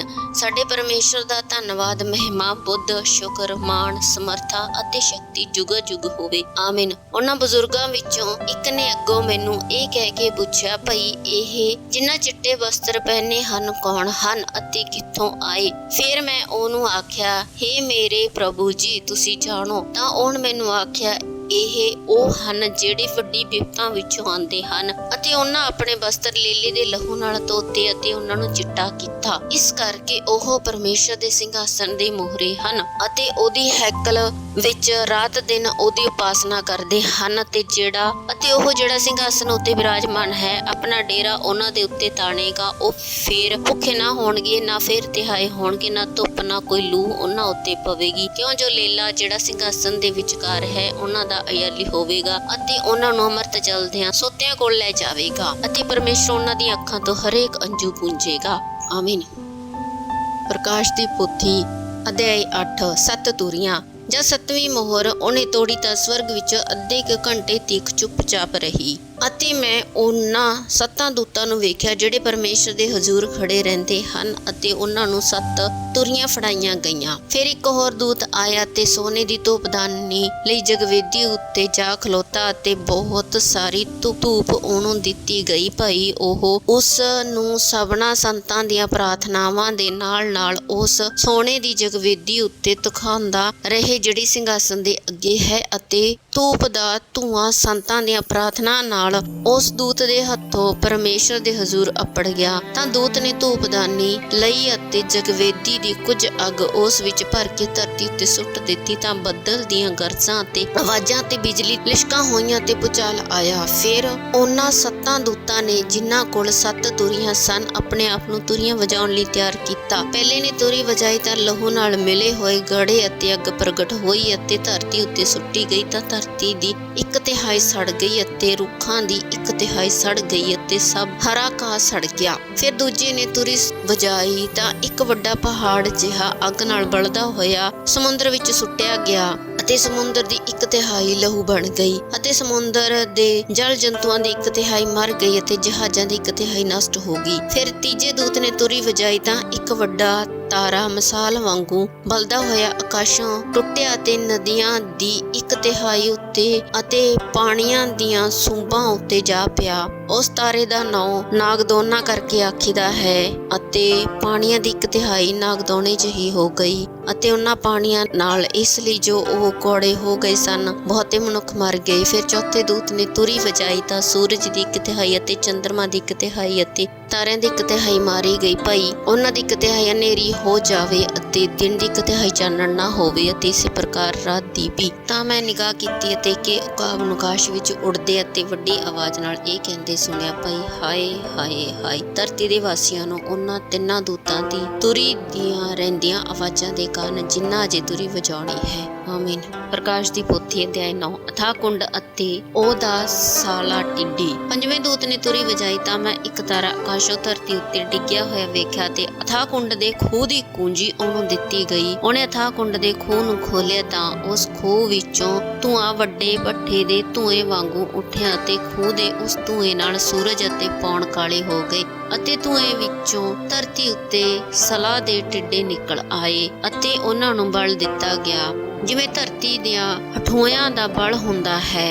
ਅਤੇ ਉਹਨਾਂ ਨੂੰ ਇਹ ਆਖਿਆ ਗਿਆ, ਭਈ ਨਾ ਧਰਤੀ ਦੇ ਘਾਹ ਦਾ, ਨਾ ਕਿਸੇ ਹਰਿਆਲੀ ਦਾ, ਨਾ ਕਿਸੇ ਰੁੱਖ ਦਾ ਵਿਗਾੜ ਕਰੋ, ਪਰ ਨੀਰਾ ਉਹਨਾਂ ਮਨੁੱਖਾਂ ਦਾ ਜਿਨ੍ਹਾਂ ਦੇ ਮੱਥੇ ਉੱਤੇ ਪਰਮੇਸ਼ਰ ਦੀ ਮੋਹਰ ਨਹੀਂ। ਅਤੇ ਉਹਨਾਂ ਨੂੰ ਇਹ ਦਿੱਤਾ ਗਿਆ ਜੋ ਉਹਨਾਂ ਮਨੁੱਖਾਂ ਨੂੰ ਜਾਨੋਂ ਨਾ ਮਾਰਨ, ਸਗੋਂ ਇਹ ਭਈ ਉਹ 5 ਮਹੀਨਿਆਂ ਤੀਕ ਵੱਡੀ ਪੀੜ ਸਹਿਣ। ਅਤੇ ਉਹਨਾਂ ਦੀ ਪੀੜ ਇਹੋ ਜਿਹੀ ਸੀ ਜਿਹੀ ਹਠੋਏ ਤੋਂ ਪੀੜ ਹੁੰਦੀ ਹੈ ਜਿਸ ਵੇਲੇ ਉਹ ਮਨੁੱਖ ਨੂੰ ਡੰਗ ਮਾਰਦਾ ਹੈ। ਅਤੇ ਉਹਨੇ ਦਿਨੀ ਮਨੁੱਖ ਮੌਤ ਨੂੰ ਭਾਲਣਗੇ ਅਤੇ ਉਹ ਉਹਨਾਂ ਨੂੰ ਕਿਸੇ ਬਿੱਦ ਲੱਭੇਗੀ ਨਹੀਂ ਅਤੇ ਮਰਨ ਨੂੰ ਲੋਚਣਗੇ ਅਤੇ ਮੌਤ ਉਹਨਾਂ ਤੋਂ ਨਾ ਸਜਾਵੇਗੀ। ਅਤੇ ਉਹਨਾਂ ਟਿੱਡਿਆਂ ਦਾ ਰੂਪ ਉਹਨਾਂ ਘੋੜਿਆਂ ਵਰਗਾ ਸੀ ਜਿਹੜੇ ਯੁੱਧ ਦੇ ਲਈ ਤਿਆਰ ਕੀਤੇ ਹੋਏ ਹੋਣ। ਉਹਨਾਂ ਦੇ ਸਿਰ ਉੱਤੇ ਸੋਨੇ ਵਰਗੇ ਮੁਕਟ ਜਿਹੇ ਸਨ ਅਤੇ ਉਹਨਾਂ ਦੇ ਮੁੱਖ ਮਨੁੱਖਾਂ ਦੇ ਮੁੱਖ ਜਿਹੇ ਸਨ। ਉਹਨਾਂ ਦੇ ਵਾਲ ਤੀਵਿਆਂ ਦੇ ਵਾਲਾਂ ਜਿਹੇ ਅਤੇ ਉਹਨਾਂ ਦੇ ਦੰਦ ਬੱਬਰ ਸ਼ੇਰਾਂ ਦੇ ਦੰਦ ਜਿਹੇ ਸਨ ਅਤੇ ਉਹਨਾਂ ਦੇ ਸੀਨੇ ਬੰਦ ਲੋਹੇ ਦੇ ਸੀਨੇ ਬੰਦਾਂ ਵਰਗੇ ਸਨ ਅਤੇ ਉਹਨਾਂ ਦੇ ਖੰਭਾਂ ਦੀ ਘੂਕ ਰੱਥਾਂ ਸਗੋਂ ਲੜਾਈਆਂ ਵਿੱਚ ਦੌੜਦਿਆਂ ਹੋਇਆਂ ਬਹੁਤਿਆਂ ਘੋੜਿਆਂ ਦੀ ਖੜਾਕ ਜਿਹੀ ਸੀ। ਅਤੇ ਉਹਨਾਂ ਦੀਆਂ ਪੂਛਾਂ ਠੋਇਆਂ ਵਰਗੀਆਂ ਹਨ ਅਤੇ ਉਹਨਾਂ ਦੇ ਡੰਗ ਹਨ ਅਤੇ ਉਹਨਾਂ ਦੀਆਂ ਪੂਛਾਂ ਵਿੱਚ ਉਹਨਾਂ ਦਾ ਬਲ ਹੈ। ਭਈ 5 ਮਹੀਨਿਆਂ ਤੀਕ ਮਨੁੱਖ ਦਾ ਵਿਗਾੜ ਕਰਨ ਅਥਾਹ ਕੁੰਡ ਦਾ ਦੂਤ ਉਹਨਾਂ ਉੱਤੇ ਰਾਜਾ ਹੈ। ਉਹਦਾ ਨਾਮ ਇਬਰਾਨੀ ਭਾਖਿਆ ਵਿੱਚ ਅਬਦੋਨ ਹੈ ਅਤੇ ਯੂਨਾਨੀ ਵਿੱਚ ਉਹ ਅਪੋਲੂ ਔਨ ਨਾਮ ਹੈ। ਇੱਕ ਅਫਸੋਸ ਬੀਤ ਗਿਆ, ਵੇਖੋ ਇਹਦੇ ਮਗਰੋਂ ਅਜੇ 2 ਅਫਸੋਸ ਹੋਰ ਆਉਂਦੇ ਹਨ। ਜਿਵੇਂ ਦੂਤ ਨੇ ਤੁਰੀ ਵਜਾਈ ਤਾਂ ਉਸ ਸੋਨੇ ਦੀ ਜਗਵੇਦੀ ਜਿਹੜੀ ਪਰਮੇਸ਼ਰ ਦੇ ਅੱਗੇ ਹੈ ਅਤੇ ਉਹਦੇ 4 ਸਿੰਘਾਂ ਵਿੱਚੋਂ ਮੈਂ ਇੱਕ ਆਵਾਜ਼ ਸੁਣੀ। ਉਸ 6ਵੇਂ ਦੂਤ ਨੂੰ ਜਿਹਦੇ ਕੋਲ ਤੁਰੀ ਸੀ ਉਹ ਇਹ ਕਹਿੰਦੀ ਹੈ, ਭਈ ਉਹਨਾਂ 4 ਦੂਤਾਂ ਨੂੰ ਜਿਹੜੇ ਵੱਡੇ ਦਰਿਆ ਫਰਾਤ ਉੱਤੇ ਬੱਧੇ ਹੋਏ ਹਨ ਖੋਲ ਦੇ। ਤਾਂ ਉਹ 4 ਦੂਤ ਜਿਹੜੇ ਘੜੀ ਦਿਹਾੜੇ ਮਹੀਨੇ ਅਤੇ ਵਰੇ ਲਈ ਤਿਆਰ ਕੀਤੇ ਹੋਏ ਸਨ ਖੋਲੇ ਗਏ। ਭਈ ਮਨੁੱਖ ਦੀ 1/3 ਨੂੰ ਮਾਰ ਸੁੱਟਣ ਅਤੇ ਘੋੜ ਚੜਿਆਂ ਦੀਆਂ ਫੌਜਾਂ ਗਿਣਤੀ ਵਿੱਚ 20 ਕਰੋੜ ਸਨ। ਮੈਂ ਉਹਨਾਂ ਦੀ ਗਿਣਤੀ ਸੁਣੀ। ਇਸ ਦਰਸ਼ਨ ਵਿੱਚ ਘੋੜਿਆਂ ਅਤੇ ਉਹਨਾਂ ਦੀਆਂ ਸਵਾਰਾਂ ਦੇ ਰੂਪ ਮੈਨੂੰ ਇਉਂ ਦਿਸਣ ਭਈ ਉਹਨਾਂ ਦੇ ਸੀਨੇ ਬੰਦ ਅਗਨ ਅਤੇ ਨੀਲਮ ਅਤੇ ਗੰਧਕ ਦੇ ਹਨ ਅਤੇ ਘੋੜਿਆਂ ਦੇ ਸਿਰ ਬੱਬਰ ਸ਼ੇਰਾਂ ਦੇ ਸਿਰ ਦੀ ਨਿਆਈ ਹਨ ਅਤੇ ਉਹਨਾਂ ਦੇ ਮੂੰਹਾਂ ਵਿੱਚੋਂ ਅੱਗ ਅਤੇ ਧੂਆਂ ਤੇ ਗੰਧਕ ਨਿਕਲਦੀ ਹੈ। ਅੱਗ ਅਤੇ ਧੂਆਂ ਅਤੇ ਗੰਧਕ ਜਿਹੜੀ ਉਹਨਾਂ ਦੇ ਮੂੰਹਾਂ ਵਿੱਚੋਂ ਨਿਕਲਦੀ ਸੀ, ਇਹਨਾਂ ਤਿੰਨਿਆਂ ਬਵਾਂ ਨਾਲ ਮਨੁੱਖਾਂ ਦੀ 1/3 ਜਾਨੋਂ ਮਾਰੀ ਗਈ। ਉਹਨਾਂ ਘੋੜਿਆਂ ਦਾ ਬਲ ਉਹਨਾਂ ਦੇ ਮੂੰਹ ਅਤੇ ਉਹਨਾਂ ਦੀਆਂ ਪੂਛਾਂ ਵਿੱਚ ਹੈ,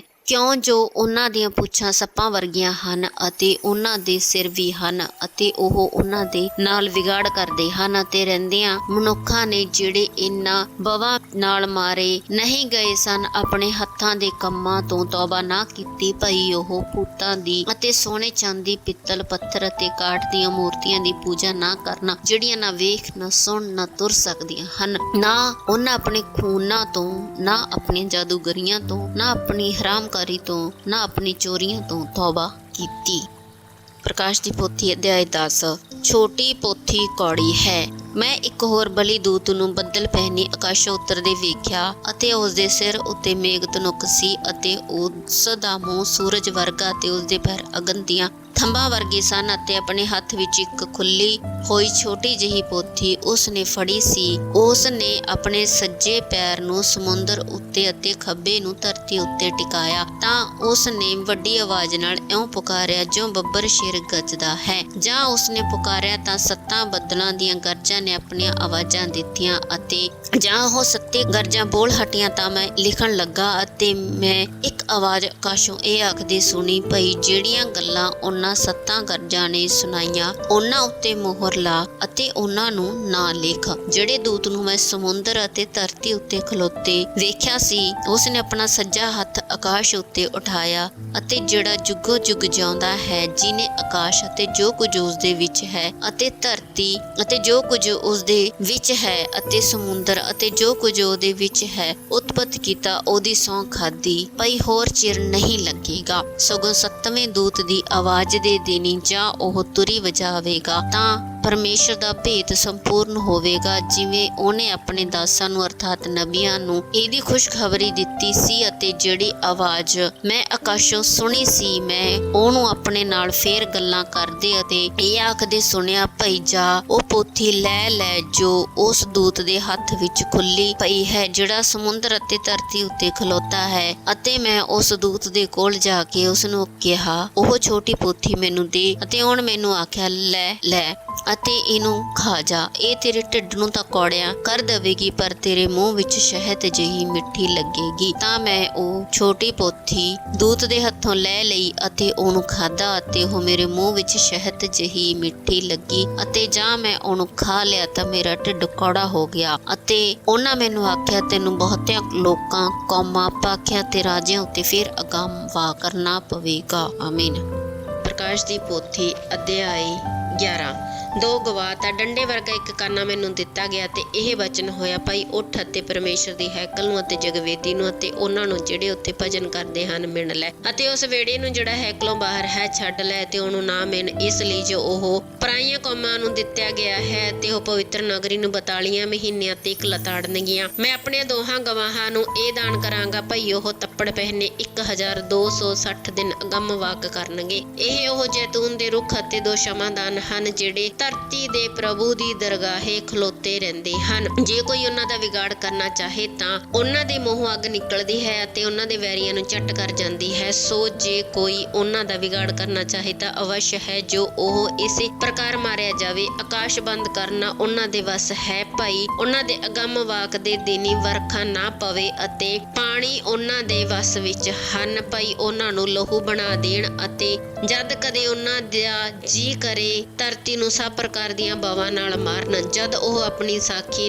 ਪਰ ਹਟਣਗੇ ਤਾਂ ਤਦ ਉਹ ਦਰਿੰਦਾ ਜਿਹੜਾ ਅਥਾਹ ਕੁੰਡ ਵਿੱਚੋਂ ਚੜ ਆਉਂਦਾ ਹੈ ਉਹਨਾਂ ਨਾਲ ਯੁੱਧ ਕਰੇਗਾ ਅਤੇ ਉਹਨਾਂ ਨੂੰ ਜਿੱਤ ਲਵੇਗਾ ਅਤੇ ਉਹਨਾਂ ਨੂੰ ਮਾਰ ਸੁੱਟੇਗਾ ਅਤੇ ਉਹਨਾਂ ਦੀਆਂ ਲੋਥਾਂ ਉਸ ਵੱਡੀ ਨਗਰੀ ਦੇ ਚੌਂਕ ਵਿੱਚ ਪਈਆਂ ਰਹਿਣਗੀਆਂ, ਜਿਹੜੀ ਆਤਮਿਕ ਵਿਧ ਨਾਲ ਸਦੂਮ ਅਤੇ ਮਿਸਰ ਕਰਕੇ ਸਦਾਉਂਦੀ ਹੈ, ਜਿੱਥੇ ਉਹਨਾਂ ਦਾ ਪ੍ਰਭੂ ਵੀ ਸਲੀਬ ਦਿੱਤਾ ਗਿਆ ਸੀ। ਉਮਤਾਂ, ਗੋਤਾਂ, ਭਾਖਿਆਂ ਤੇ ਕੌਮਾਂ ਵਿੱਚੋਂ ਕਈ ਕੁ ਉਹਨਾਂ ਦੀਆਂ ਲੋਥਾਂ ਨੂੰ ਸਾਡੇ 3 ਦਿਨ ਵੇਖਣਗੇ ਅਤੇ ਉਹਨਾਂ ਦੀਆਂ ਲੋਥਾਂ ਕਬਰ ਵਿੱਚ ਰੱਖਣ ਨਾ ਦੇਣਗੇ, ਅਤੇ ਧਰਤੀ ਦੇ ਵਾਸੀ ਉਹਨਾਂ ਉੱਤੇ ਆਨੰਦ ਕਰਨਗੇ ਅਤੇ ਮਗਨ ਹੋਣਗੇ ਅਤੇ ਇੱਕ ਦੂਏ ਦੇ ਕੋਲ ਸੁਗਾਤਾਂ ਭੇਜਣਗੇ। ਇਸ ਲਈ ਜੋ ਇਹਨਾਂ ਦੋਹਾਂ ਨਬੀਆਂ ਨੇ ਧਰਤੀ ਦੇ ਵਾਸੀਆਂ ਨੂੰ ਔਖਿਆ ਕੀਤਾ ਹੋਇਆ ਸੀ, 3.5 ਦਿਨਾਂ ਦੇ ਪਿੱਛੋਂ ਜੀਵਨ ਦਾ ਆਤਮਾ ਪਰਮੇਸ਼ਰ ਦੇ ਵੱਲੋਂ ਉਹਨਾਂ ਵਿੱਚ ਆ ਗਿਆ ਅਤੇ ਉਹ ਆਪਣੇ ਪੈਰਾਂ ਉੱਤੇ ਖਲੋ ਗਏ, ਅਤੇ ਜਿਨ੍ਹਾਂ ਉਹਨਾਂ ਨੂੰ ਵੇਖਿਆ ਉਹਨਾਂ ਨੂੰ ਵੱਡਾ ਡਹਿਲ ਪੈ ਗਿਆ ਅਤੇ ਉਹਨਾਂ ਨੇ ਆਕਾਸ਼ੋਂ ਇੱਕ ਵੱਡੀ ਆਵਾਜ਼ ਉਹਨਾਂ ਨੂੰ ਇਹ ਆਖਦੀ ਸੁਣੀ, ਭਈ ਇੱਧਰ ਉਤਾਹਾਂ ਨੂੰ ਆ ਜਾਓ। ਤਾਂ ਉਹ ਬੱਦਲ ਵਿੱਚ ਆਕਾਸ਼ਾਂ ਨੂੰ ਉਤਾਹਾਂ ਚੜ ਗਏ ਅਤੇ ਉਹਨਾਂ ਦੇ ਵੈਰੀਆਂ ਨੇ ਉਹਨਾਂ ਨੂੰ ਡਿੱਠਾ। ਉਸੇ ਘੜੀ ਵੱਡਾ ਭੁਚਾਲ ਆਇਆ ਤੇ ਨਗਰੀ ਦਾ 10ਵਾਂ ਹਿੱਸਾ ਢਹਿ ਗਿਆ ਅਤੇ ਉਸ ਭੁਚਾਲ ਨਾਲ 7000 ਆਦਮੀ ਮਾਰੇ ਗਏ ਅਤੇ ਦਰਿੰਦੇ ਡਹਿਲ ਗਏ ਅਤੇ ਸੁਰਗ ਦੇ ਪਰਮੇਸ਼ਰ ਦੀ ਵਡਿਆਈ ਕਰਨ ਲੱਗੇ।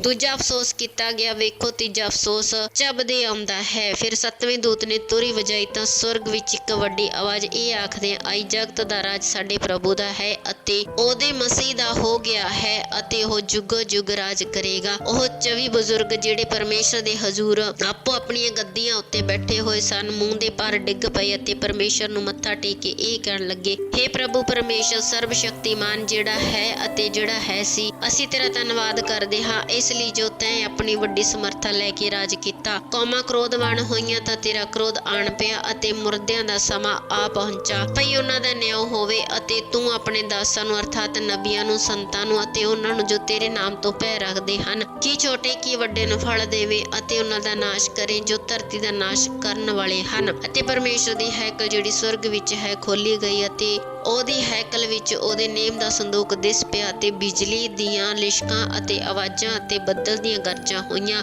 ਅਤੇ ਭੁਚਾਲ ਆਇਆ ਅਤੇ ਵੱਡੇ ਵੱਡੇ ਗੜੇ ਪਏ। ਆਮੀਨ।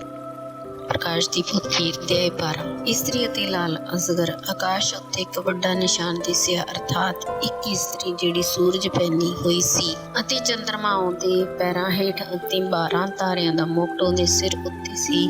ਉਹ ਗਰਭਵਤੀ ਸੀ ਅਤੇ ਜਣਨ ਦੇ ਦੁੱਖ ਅਤੇ ਪੀੜਾ ਲੱਗਣ ਕਰਕੇ ਚੀਕਾਂ ਮਾਰਦੀ ਸੀ।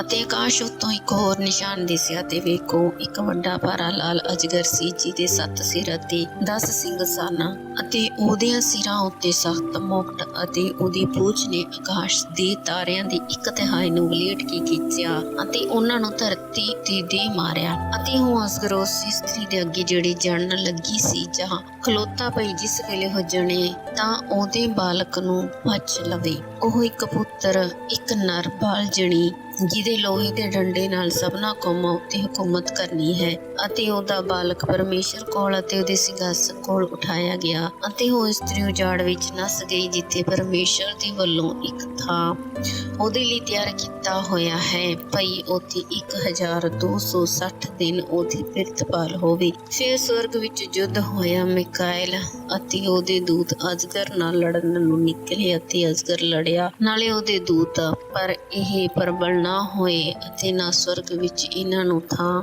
ਫੇਰ ਮਿਲਿਆ। ਅਤੇ ਉਹ ਵੱਡਾ ਅਜਗਰ ਹੇਠਾਂ ਸੁੱਟਿਆ ਗਿਆ, ਉਹ ਪੁਰਾਣਾ ਸੱਪ ਜਿਹੜਾ ਇਬਲਿਸ ਅਤੇ ਸ਼ੈਤਾਨ ਕਰਕੇ ਸਦਾਉਂਦਾ ਹੈ, ਜੋ ਸਾਰੇ ਜਗਤ ਨੂੰ ਭਰਮਾਉਂਦਾ ਹੈ, ਧਰਤੀ ਉੱਤੇ ਸੁੱਟਿਆ ਗਿਆ ਅਤੇ ਉਹਦੇ ਦੂਤ ਉਹਦੇ ਨਾਲ ਸੁੱਟੇ ਗਏ। ਅਤੇ ਮੈਂ ਇੱਕ ਵੱਡੀ ਆਵਾਜ਼ ਸਵਰਗ ਵਿੱਚ ਇਹ ਆਖਦੀ ਸੁਣੀ, ਭਈ ਹੁਣ ਸਾਡੇ ਪਰਮੇਸ਼ਰ ਦੀ ਮੁਕਤੀ ਅਤੇ ਸਮਰੱਥਾ ਅਤੇ ਰਾਜ ਤੇ ਉਹਦੇ ਮਸੀਹ ਦਾ ਅਖਤਿਆਰ ਹੋ ਗਿਆ, ਕਿਉਂ ਜੋ ਸਾਡੇ ਭਰਾਵਾਂ ਨੂੰ ਦੋਸ਼ ਲਾਉਣ ਵਾਲਾ, ਜਿਹੜਾ ਸਾਡੇ ਪਰਮੇਸ਼ਰ ਦੇ ਹਜ਼ੂਰ ਉਹਨਾਂ ਉੱਤੇ ਰਾਤ ਦਿਨ ਦੋਸ਼ ਲਾਉਂਦਾ ਹੈ, ਹੇਠਾਂ ਸੁੱਟਿਆ ਗਿਆ ਹੈ। ਅਤੇ ਉਹਨਾਂ ਨੇ ਲੀਲੇ ਦੇ ਲਹੂ ਦੇ ਕਾਰਨ ਅਤੇ ਆਪਣੀ ਸਾਖੀ ਦੇ ਵਚਨ ਦੇ ਕਾਰਨ ਉਹਨੂੰ ਜਿੱਤ ਲਿਆ ਅਤੇ ਮਰਨ ਦੀ ਆਪਣੀ ਜਾਨ ਨੂੰ ਪਿਆਰਾ ਨਾ ਜਾਤਾ। ਇਸ ਕਰਕੇ ਇਹ ਆਕਾਸ਼ੋ ਅਤੇ ਜਿਹੜੇ ਉਹਨਾਂ ਉੱਤੇ ਰਹਿੰਦੇ ਹੋ, ਤੁਸੀਂ ਆਨੰਦ ਕਰੋ, ਧਰਤੀ ਅਤੇ ਸਮੁੰਦਰ ਨੂੰ ਹਾਏ ਹਾਏ, ਇਸ ਲਈ ਜੋ ਸ਼ੈਤਾਨ ਤੁਹਾਡੇ ਕੋਲ ਉਤਰ ਆਇਆ ਹੈ ਅਤੇ ਉਹਨੂੰ ਵੱਡਾ ਕ੍ਰੋਧ ਹੈ, ਕਿਉਂ ਜੋ ਉਹ ਜਾਣਦਾ ਹੈ ਭਈ ਮੇਰਾ ਸਮਾਂ ਥੋੜਾ ਹੀ ਰਹਿੰਦਾ ਹੈ। ਜਾਂ ਉਸ ਅਜਗਰ ਨੇ ਡਿੱਠਾ, ਭਈ ਮੈਂ ਧਰਤੀ ਉੱਤੇ ਸੁੱਟਿਆ ਗਿਆ ਹਾਂ, ਤਾਂ ਉਸ ਇਸਤਰੀ ਦੇ ਮਗਰ ਪਿਆ ਜਿਹੜੀ ਉਹ ਮੁੰਡਾ ਜਣੀ ਸੀ, ਅਤੇ ਇਸਤਰੀ ਨੂੰ ਵੱਡੇ ਉਕਾਬ ਦੇ 2 ਪਰ ਦਿੱਤੇ ਗਏ, ਭਈ ਉਹ ਜਾੜ ਵਿੱਚ ਆਪਣੇ ਥਾਂ ਨੂੰ ਉੱਡ ਜਾਵੇ, ਜਿੱਥੇ ਸੱਪ ਦੇ ਮੂੰਹੋਂ ਬਚ ਕੇ ਸਮੇਂ ਅਤੇ 2 ਸਮਿਆਂ ਅਤੇ ਅੱਧ ਸਮੇਂ ਤੱਕ ਉਹਦੀ ਪਿਰਤਪਾਲ ਹੁੰਦੀ ਹੈ। ਅਤੇ ਸੱਪ ਨੇ ਇਸਤਰੀ ਦੇ ਪਿੱਛੇ ਦਰਿਆ ਵਾਂਗੂ ਆਪਣੇ ਮੂੰਹੋਂ ਪਾਣੀ ਵਗਾਇਆ ਭਈ ਉਹਨੂੰ ਰੁੜਾ ਦਵੇ। ਤਾਂ ਧਰਤੀ ਨੇ ਇਸਤਰੀ ਦੀ ਸਹਾਇਤਾ ਕੀਤੀ ਤੇ ਧਰਤੀ ਨੇ ਆਪਣਾ ਮੂੰਹ ਅੱਡ ਕੇ ਉਸ ਦਰਿਆ ਨੂੰ ਪੀ ਲਿਆ ਜਿਹੜਾ ਅਸਗਰ ਨੇ ਆਪਣੇ ਮੂੰਹੋਂ ਵਗਾਇਆ ਸੀ। ਅਤੇ ਅਸਗਰ ਨੂੰ ਇਸਤਰੀ ਉੱਤੇ ਕ੍ਰੋਧ ਆਇਆ ਅਤੇ ਉਹਦੇ ਵੰਸ਼ ਵਿੱਚੋਂ ਜਿਹੜੇ ਰਹਿੰਦੇ ਅਤੇ ਜਿਹੜੇ ਪਰਮੇਸ਼ਰ ਦੀ ਆਗਿਆ ਦੀ ਪਾਲਣਾ ਕਰਦੇ ਅਤੇ ਯਿਸੂ ਦੀ ਸਾਖੀ ਭਰਦੇ ਹਨ ਉਹਨਾਂ ਨਾਲ ਯੁੱਧ ਕਰਨ ਨੂੰ ਚਲਿਆ ਗਿਆ ਅਤੇ ਉਹ ਸਮੁੰਦਰ ਦੇ ਬਰੇਤੇ ਉੱਤੇ ਜਾ ਖਲੋਤਾ। ਪ੍ਰਕਾਸ਼ ਦੀ ਪੋਥੀ ਅਧਿਆਇ 13। ਮੈਂ ਇੱਕ ਦਰਿੰਦੇ ਨੂੰ ਸਮੁੰਦਰ ਵਿੱਚੋਂ ਨਿਕਲਦਿਆਂ ਡਿੱਠਾ, ਜਿਹਦੇ 10 ਸਿੰਘ ਅਤੇ 7 ਸਿਰ ਸਨ। ਉਹਦੇ ਸਿੰਘਾਂ ਉੱਤੇ 10 ਮੁਕਟ ਅਤੇ ਉਹਦੇ ਸਿਰਾਂ ਉੱਤੇ ਕੁਫਰ ਦੇ ਨਾਉ ਸਨ। ਅਤੇ ਜਿਹੜਾ ਦਰਿੰਦਾ ਮੈਂ ਡਿੱਠਾ ਉਹ ਚੀਤੇ ਵਰਗਾ ਸੀ ਅਤੇ ਉਹਦੇ ਪੈਰ ਰਿੱਛ ਦਿਆਂ ਪੈਰਾਂ ਜਿਹੇ ਸਨ ਅਤੇ ਉਹਦਾ ਮੂੰਹ ਬੱਬਰ ਸ਼ੇਰ ਦੇ ਮੂੰਹ ਜਿਹਾ ਸੀ। ਤੇ ਅਜਗਰ ਨੇ ਆਪਣੀ ਸਮਰੱਥਾ ਤੇ ਆਪਣੀ ਗੱਦੀ ਅਤੇ ਵੱਡਾ ਅਖਤਿਆਰ ਉਹਨੂੰ ਦੇ ਦਿੱਤਾ। ਮੈਂ ਉਹਦਿਆਂ ਸਿਰਾਂ ਵਿੱਚੋਂ ਇੱਕ ਨੂੰ ਜਿਵੇਂ ਮੌਤ ਦਾ ਕੌ ਲੱਗਿਆ ਹੋਇਆ ਵੇਖਿਆ ਅਤੇ ਉਹਦੀ ਉਹ ਕਾਰੀ ਸੱਟ ਚੰਗੀ ਹੋ ਗਈ ਅਤੇ ਸਾਰਾ ਸੰਸਾਰ ਉਸ ਦਰਿੰਦੇ ਦੇ ਪਿੱਛੇ ਹੱਕਾ ਬੱਕਾ ਹੋ ਕੇ ਤੁਰ ਪਿਆ ਤੇ ਉਹਨਾਂ ਨੇ ਅਜਗਰ ਨੂੰ ਮੱਥਾ ਟੇਕਿਆ, ਇਸ ਲਈ ਜੋ ਉਸ ਨੇ ਉਸ ਦਰਿੰਦੇ ਨੂੰ ਆਪਣਾ ਅਖਤਿਆਰ ਦਿੱਤਾ ਸੀ। ਨਾਲੇ ਉਹਨਾਂ ਨੇ ਉਸ ਦਰਿੰਦੇ ਨੂੰ ਮੱਥਾ ਟੇਕਿਆ ਤੇ ਆਖਿਆ, ਭਈ ਦਰਿੰਦੇ ਦੇ ਤੁਲ ਕੌਣ ਹੈ ਤੇ ਕੌਣ ਇਹਦੇ ਨਾਲ ਲੜ ਸਕਦਾ ਹੈ। ਵੱਡਾ ਬੋਲ ਬੋਲਣ ਵਾਲਾ ਤੇ ਕੁਫਰ ਬਕਣ ਵਾਲਾ ਮੂੰਹ ਨੂੰ ਦਿੱਤਾ ਗਿਆ ਤੇ ਉਹਨੂੰ ਇਹ ਅਖਤਿਆਰ ਦਿੱਤਾ ਗਿਆ, ਭਈ 42 ਮਹੀਨਿਆਂ ਤੱਕ ਆਪਣਾ ਕੰਮ ਕਰੀ ਜਾਵੇ। ਉਹਨੇ ਪਰਮੇਸ਼ਰ ਦੇ ਵਿਰੁੱਧ ਕੁਫਰ ਬਕਣ ਨੂੰ ਆਪਣਾ ਮੂੰਹ ਅੱਡਿਆ, ਭਈ ਉਸਦੇ ਨਾਮ ਅਤੇ ਉਸਦੇ ਡੇਰੇ ਉੱਤੇ ਅਰਥਾਤ ਉਹਨਾਂ ਉੱਤੇ ਜਿਹੜੇ ਸਵਰਗ ਵਿੱਚ ਵਸਦੇ ਹਨ ਕੁਫਰ ਬਕੇ। ਅਤੇ ਉਹਨੂੰ ਇਹ ਦਿੱਤਾ ਗਿਆ, ਭਈ ਸੰਤਾਂ ਨਾਲ ਯੁੱਧ ਕਰੇ ਅਤੇ ਉਹਨਾਂ ਨੂੰ ਜਿੱਤ ਲਵੇ। ਅਤੇ ਹਰੇਕ ਗੋਤ ਉਮਤ ਪਾਖਿਆ ਤੇ ਕੌਮ ਉੱਤੇ ਉਹਨੂੰ ਇਖਤਿਆਰ ਦਿੱਤਾ ਗਿਆ ਅਤੇ ਧਰਤੀ ਦੇ ਵਾਸੀ ਸਭੇ ਉਹਨੂੰ ਮੱਥਾ ਟੇਕਣਗੇ, ਅਰਥਾਤ ਹਰੇਕ ਜਿਹਦਾ ਨਾਂ ਉਸ ਲੇਲੇ ਦੀ ਜਿਹੜਾ ਕੋਹਿਆ ਗਿਆ ਸੀ ਜੀਵਨ ਦੀ ਪੋਥੀ ਵਿੱਚ ਜਗਤ ਦੇ ਮੁੱਢੋਂ ਹੀ ਨਹੀਂ ਲਿਖਿਆ ਗਿਆ। ਜੇ ਕਿਸੇ ਦੇ ਕੰਨ ਹੋਣ ਤਾਂ ਸੁਣੇ। ਜੇ ਕਿਸੇ ਨੇ ਅਸੀਰੀ ਵਿੱਚ ਜਾਣਾ ਹੋਵੇ ਤਾਂ ਅਸੀਰੀ ਵਿੱਚ ਜਾਵੇਗਾ। ਜੇ ਕੋਈ ਤਲਵਾਰ ਨਾਲ ਵੱਢੇ ਤਾਂ ਜ਼ਰੂਰ ਹੈ ਭਈ ਉਹ ਤਲਵਾਰ ਨਾਲ ਵੱਢਿਆ ਜਾਵੇ। ਇਹ ਸੰਤਾਂ ਦੇ ਸਬਰ ਅਤੇ ਨਿਹਚਾ ਦਾ ਮੌਕਾ ਹੈ।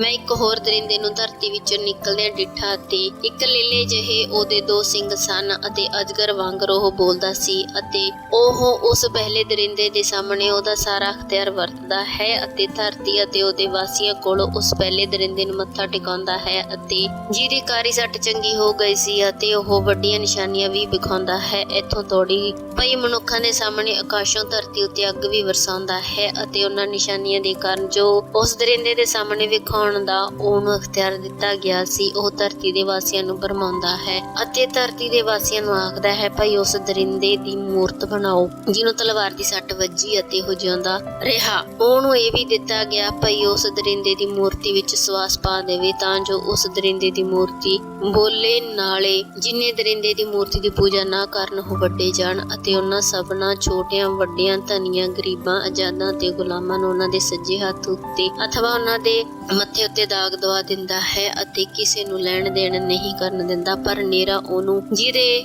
ਉੱਤੇ ਉਹ ਦਾਗ ਅਰਥਾਤ ਦਰਿੰਦੇ ਦਾ ਨਾਂ ਜਾਂ ਉਹਦੇ ਨਾਂ ਦਾ ਅੰਗ ਲੱਗਾ ਹੋਵੇ। ਇਹ ਗਿਆਨ ਦਾ ਮੌਕਾ ਹੈ। ਜਿਹਨੂੰ ਬੁੱਧ ਹੈ ਉਹ ਉਸ ਦਰਿੰਦੇ ਦੇ ਅੰਗ ਗਿਣ ਲਵੇ। ਉਹ ਮਨੁੱਖ ਦਾ ਅੰਗ ਹੈ ਅਤੇ ਉਹਦਾ ਅੰਗ 666 ਹੈ। ਪ੍ਰਕਾਸ਼ ਦੀ ਪੋਥੀ ਅਧਿਆਇ 14। ਇੱਕ ਨਵਾਂ ਗੀਤ। ਧਰਤੀ ਦੀ ਵਾਢੀ। ਮੈਂ ਨਿਗਾਹ ਕੀਤੀ ਤਾਂ ਕੀ ਵੇਖਦਾ ਹਾਂ, ਭਈ ਲੇਲਾ ਸਿਓਨ ਦੇ ਪਹਾੜ ਉੱਤੇ ਖਲੋਤਾ ਹੈ ਅਤੇ ਉਹਦੇ ਨਾਲ 1,44,000 ਹਨ ਜਿਨ੍ਹਾਂ ਦੇ ਮੱਥੇ ਉੱਤੇ ਉਹਦਾ ਨਾਮ ਅਤੇ ਉਹਦੇ ਪਿਤਾ ਦਾ ਨਾਮ ਲਿਖਿਆ ਹੋਇਆ ਹੈ। ਅਤੇ ਮੈਂ ਬਾਲੇ ਪਾਣੀਆਂ ਦੀ ਘੂਕ ਜਿਹੀ ਅਤੇ ਬੱਦਲ ਦੀ ਵੱਡੀ ਗਰਜ ਤੇ ਖੜਾਕ ਜਿਹੀ ਆਕਾਸ਼ੋਂ ਇੱਕ ਆਵਾਜ਼ ਸੁਣੀ ਅਤੇ ਜਿਹੜੀ ਆਵਾਜ਼ ਮੈਂ ਸੁਣੀ ਉਹ ਰਬਾਬ ਵਜਾਉਣ ਵਾਲਿਆਂ ਦੀ ਆਵਾਜ਼ ਜਿਹੀ ਸੀ ਜਿਹੜੇ ਆਪਣੇ ਰਬਾਬ ਵਜਾਉਂਦੇ ਹਨ ਅਤੇ ਉਹ ਸਿੰਘਾਸਨ ਦੇ ਅੱਗੇ ਅਤੇ 4 ਜੰਤੂਆਂ ਅਤੇ ਉਹਨਾਂ ਬਜ਼ੁਰਗਾਂ ਦੇ ਅੱਗੇ ਇੱਕ ਨਵਾਂ ਗੀਤ ਗਾਉਂਦੇ ਹਨ। ਅਤੇ ਉਹਨਾਂ 1,44,000 ਤੋਂ ਬਿਨਾਂ ਜਿਹੜੇ ਧਰਤੀਓਂ ਮੁੱਲ ਲਏ ਹੋਏ ਸਨ ਕੋਈ ਹੋਰ ਉਸ ਗੀਤ ਨੂੰ ਸਿੱਖ ਨਾ ਸਕਿਆ। ਇਹ ਉਹ ਹਨ ਜਿਹੜੇ ਤੀਵੀਆਂ ਦੇ ਨਾਲ ਭ੍ਰਿਸ਼ਟ ਨਹੀਂ ਹੋਏ, ਕਿਉਂ ਜੋ ਇਹ ਕੁਆਰੇ ਹਨ। ਇਹ ਉਹ ਹਨ ਜਿਹੜੇ ਜਿੱਥੇ ਕਿਤੇ ਲੇਲਾ ਜਾਂਦਾ ਹੈ ਉਹ ਉਹਦੇ ਮਗਰ ਤੁਰਦੇ ਹਨ। ਇਹ ਪਰਮੇਸ਼ਰ ਅਤੇ ਲੇਲੇ ਦੇ ਲਈ ਪਹਿਲਾ ਫਲ ਹੋਣ ਨੂੰ ਮਨੁੱਖਾਂ ਵਿੱਚੋਂ ਮੁੱਲ ਲਏ ਗਏ ਸਨ ਅਤੇ ਉਹਨਾਂ ਦੇ ਮੂੰਹੋਂ ਕੋਈ ਝੂਠ ਨਹੀਂ ਨਿਕਲਿਆ। ਉਹ ਨਿਰਦੋਸ਼ ਹਨ।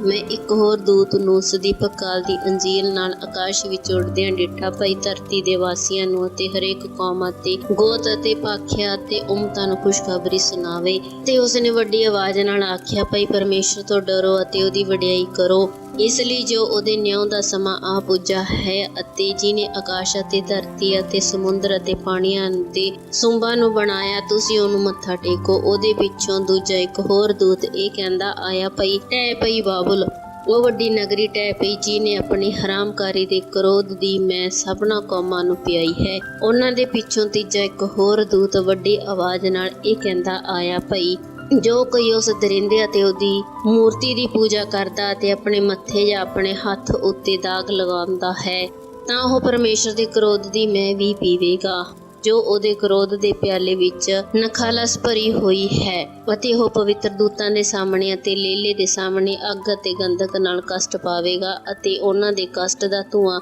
ਜੁਗੋ ਜੁਗ ਉੱਠਦਾ ਰਹਿੰਦਾ ਹੈ। ਸੋ ਉਹ ਜਿਹੜੇ ਦਰਿੰਦੇ ਦੀ ਅਤੇ ਉਹਦੀ ਮੂਰਤੀ ਦੀ ਪੂਜਾ ਕਰਦੇ ਹਨ ਅਤੇ ਉਹ ਜਿਹੜੇ ਉਹਦੇ ਨਾਂ ਦਾ ਦਾਗ ਲਾਉਂਦੇ ਹਨ, ਰਾਤ ਦਿਨ ਕਦੇ ਚੈਨ ਨਹੀਂ ਪਾਉਂਦੇ। ਇਹ ਸੰਤਾਂ ਦੇ ਸਬਰ ਦਾ ਮੌਕਾ ਹੈ, ਅਰਥਾਤ ਉਹਨਾਂ ਦਾ ਜਿਹੜੇ ਪਰਮੇਸ਼ਰ ਦੇ ਹੁਕਮਾਂ ਅਤੇ ਯੀਸ਼ੂ ਦੀ ਨਿਹਚਾ ਦੀ ਪਾਲਣਾ ਕਰਦੇ ਹਨ। ਫਿਰ ਮੈਂ ਇੱਕ ਆਵਾਜ਼ ਆਕਾਸ਼ੋਂ ਇਹ ਆਖਦੇ ਸੁਣੀ, ਪਈ ਲਿਖ ਲੈ, ਧੰਨ ਉਹ ਮੁਰਦੇ ਜਿਹੜੇ ਇਦੋਂ ਅੱਗੇ ਪ੍ਰਭੂ ਵਿੱਚ ਹੋ ਕੇ ਮਰਨ। ਆਤਮਾ ਆਖਦਾ ਹੈ ਹਾਂ, ਇਸ ਲਈ ਜੋ ਉਹਨਾਂ ਦੀਆਂ ਮਿਹਨਤਾਂ ਤੋਂ ਉਹਨਾਂ ਨੂੰ ਆਰਾਮ ਮਿਲੇਗਾ, ਕਿਉਂ ਜੋ ਉਹਨਾਂ ਦੇ ਕੰਮ ਉਹਨਾਂ ਦੇ ਨਾਲ ਜਾਂਦੇ ਹਨ। ਮੈਂ ਨਿਗਾਹ ਕੀਤੀ ਤਾਂ ਕੀ ਵੇਖਦਾ ਹਾਂ, ਭਾਈ ਇੱਕ ਚਿੱਟਾ ਬੱਦਲ ਹੈ ਤੇ ਉਸ ਬੱਦਲ ਉੱਤੇ ਮਨੁੱਖ ਦੇ ਪੁੱਤਰ ਵਰਗਾ ਕੋਈ ਆਪਣੇ ਸਿਰ ਉੱਤੇ ਸੋਨੇ ਦਾ ਮੁਕਟ ਪਹਿਨਿਆ ਤੇ ਆਪਣੇ ਹੱਥ ਵਿੱਚ ਤਿੱਖੀ ਦਾਤੀ ਫੜੀ ਬੈਠਾ ਹੈ। ਅਤੇ ਇੱਕ ਹੋਰ ਦੂਤ ਹੈਕਲ ਵਿੱਚੋਂ ਨਿਕਲਿਆ ਤੇ ਜਿਹੜਾ ਬੱਦਲ ਉੱਤੇ ਬੈਠਾ ਸੀ ਉਹਨੂੰ ਵੱਡੀ ਆਵਾਜ਼ ਨਾਲ ਹਾਕ ਮਾਰ ਕੇ ਆਖਿਆ, ਆਪਣੀ ਦਾਤੀ ਫੇਰ ਕੇ ਵੱਢ ਸੁੱਟ, ਕਿਉਂ ਜੋ ਵੱਢਣ ਦਾ ਸਮਾਂ ਆ ਗਿਆ, ਇਸ ਲਈ ਜੋ ਧਰਤੀ ਦੀ ਫਸਲ ਬਹੁਤ ਪੱਕ ਚੁੱਕੀ ਹੈ। ਤਦ ਜਿਹੜਾ ਬੱਦਲ ਉੱਤੇ ਬੈਠਾ ਸੀ ਉਹਨੇ ਆਪਣੀ ਦਾਤੀ ਧਰਤੀ ਉੱਤੇ ਫੇਰੀ ਅਤੇ ਧਰਤੀ ਦੀ ਫਸਲ ਵੱਢੀ ਗਈ। ਤਾਂ ਇੱਕ ਹੋਰ ਦੂਤ ਉਸ ਹੈਕਲ ਵਿੱਚੋਂ ਨਿਕਲਿਆ ਜਿਹੜੇ ਸੁਰਗ ਵਿੱਚ ਹੈ ਅਤੇ ਉਹਦੇ ਕੋਲ ਵੀ ਇੱਕ ਤਿੱਖੀ ਦਾਤੀ ਸੀ। ਇੱਕ ਹੋਰ ਦੂਤ ਜਿਹਨੂੰ ਅੱਗ ਉੱਤੇ ਹਥਿਆਰ ਹੈ ਜਗਵੇਦੀ ਵਿੱਚੋਂ ਨਿਕਲਿਆ ਤੇ ਉਹਨੇ ਉੱਚੀ ਦੇ ਕੇ ਉਸਨੂੰ ਜਿਹਦੇ ਕੋਲ ਤਿੱਖੀ ਦਾਤੀ ਸੀ ਆਖਿਆ, ਭਈ ਆਪਣੀ ਤਿੱਖੀ ਦਾਤੀ ਨੂੰ ਫੇਰ ਕੇ ਧਰਤੀ ਦੇ ਅੰਗੂਰੀ ਵੇਲ ਦੇ ਅੰਗੂਛਿਆਂ ਨੂੰ ਵੱਢ ਲੈ, ਕਿਉਂ ਜੋ ਉਹਦੇ ਅੰਗੂਰ ਡਾਢੇ ਪੱਕ ਚੁੱਕੇ ਹਨ। ਤਾਂ ਉਸ ਦੂਤ ਨੇ ਆਪਣੀ ਦਾਤੀ ਧਰਤੀ ਉੱਤੇ ਫੇਰੀ ਅਤੇ ਧਰਤੀ ਦੀ ਅੰਗੂਰੀ ਵੇਲ ਵੱਢ ਲਈ ਅਤੇ ਚਬੂਚੇ ਵਿੱਚ ਅਰਥਾਤ ਪਰਮੇਸ਼ਰ ਦੇ ਕਰੋਧ ਦੇ ਵੱਡੇ ਚਬੂਚੇ ਵਿੱਚ ਸੁੱਟ ਦਿੱਤੀ। ਅਤੇ ਉਹ ਚਬੂਚਾ ਨਗਰੀ ਦੇ ਬਾਹਰ ਲਤਾੜਿਆ ਗਿਆ ਤੇ ਚਬੂਚੇ ਵਿੱਚੋਂ ਘੋੜਿਆਂ ਦੀਆਂ ਲਗਾਮਾਂ ਤੋੜੀ ਕੋਈ ਟੂੜ ਕੁ ਸੌ ਕੋਹਾਂ ਤੀਕ ਲਹੂ ਵਗਿਆ।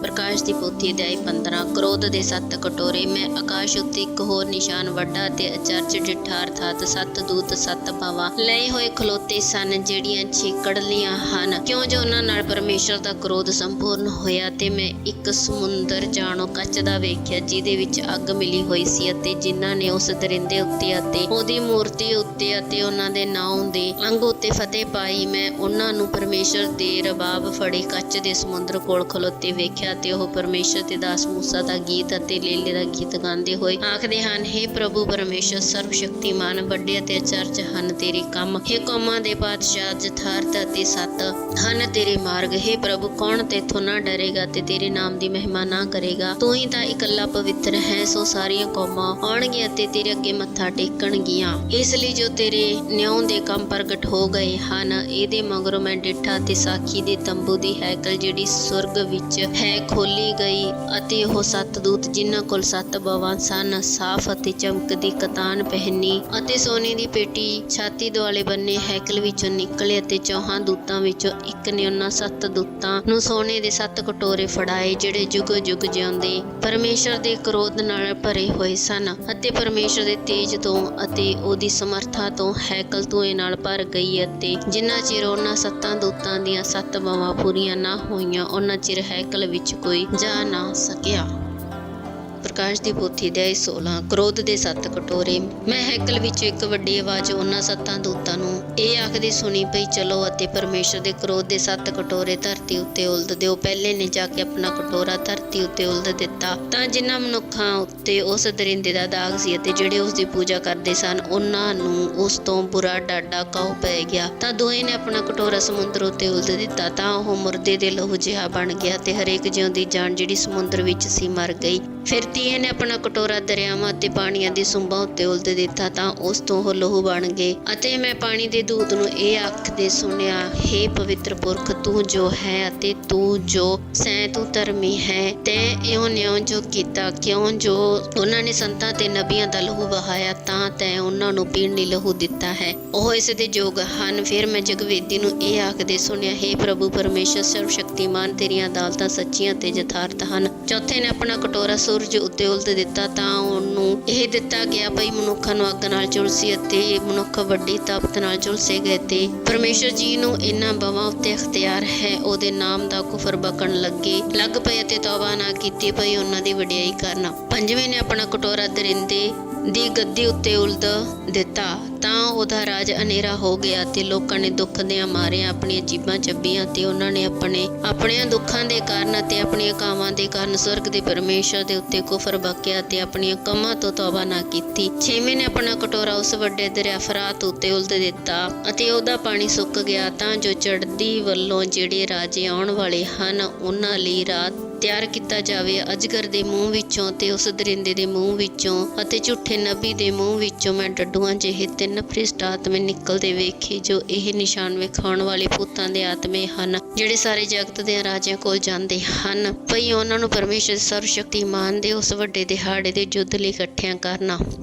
ਵੇਖੋ ਮੈਂ ਚੋਰ ਵਾਂਗੂ ਆਉਂਦਾ ਹਾਂ। ਧੰਨ ਉਹ ਜਿਹੜਾ ਜਾਗਦਾ ਰਹਿੰਦਾ ਹੈ ਅਤੇ ਆਪਣੇ ਬਸਤਰ ਦੀ ਚੌਕਸੀ ਕਰਦਾ ਹੈ ਭਈ ਉਹ ਨੰਗਾ ਨਾ ਫਿਰੇ ਅਤੇ ਲੋਕ ਉਹਦੀ ਸ਼ਰਮ ਨਾ ਵੇਖਣ। ਅਤੇ ਉਹਨਾਂ ਨੇ ਉਸ ਥਾਂ ਉਹਨਾਂ ਨੂੰ ਇਕੱਠਿਆਂ ਕੀਤਾ ਜਿਹੜਾ ਇਬਰਾਨੀ ਭਾਖਿਆ ਵਿੱਚ ਹਰਮਗਿਦੋਨ ਕਰਕੇ ਸਦਾਉਂਦਾ ਹੈ। ਸੱਤਵੇਂ ਨੇ ਆਪਣਾ ਕਟੋਰਾ ਪਾਉਣ ਉੱਤੇ ਉਲਦ ਦਿੱਤਾ ਤਾਂ ਸਿੰਘਾਸਨ ਦੇ ਵੱਲੋਂ ਹੈਕਲ ਵਿੱਚ ਇੱਕ ਵੱਡੀ ਆਵਾਜ਼ ਇਹ ਆਖਦੀ ਨਿਕਲੀ ਪਈ ਹੋ ਚੁੱਕਿਆ ਤੇ ਬਿਜਲੀ ਦੀਆਂ ਲਿਸ਼ਕਾਂ ਤੇ ਆਵਾਜ਼ਾਂ ਤੇ ਬੱਦਲ ਦੀਆਂ ਗਰਜਾਂ ਹੋਈਆਂ ਤੇ ਵੱਡਾ ਭੂਚਾਲ ਆਇਆ। ਅਜਿਹਾ ਪਈ ਧਰਤੀ ਉੱਤੇ ਜਦੋਂ ਦੀ ਮਨੁੱਖ ਹੋਏ ਐਡਾ ਵੱਡਾ ਅਤੇ ਭਾਰਾ ਭੂਚਾਲ ਕਦੀ ਨਹੀਂ ਸੀ ਆਇਆ।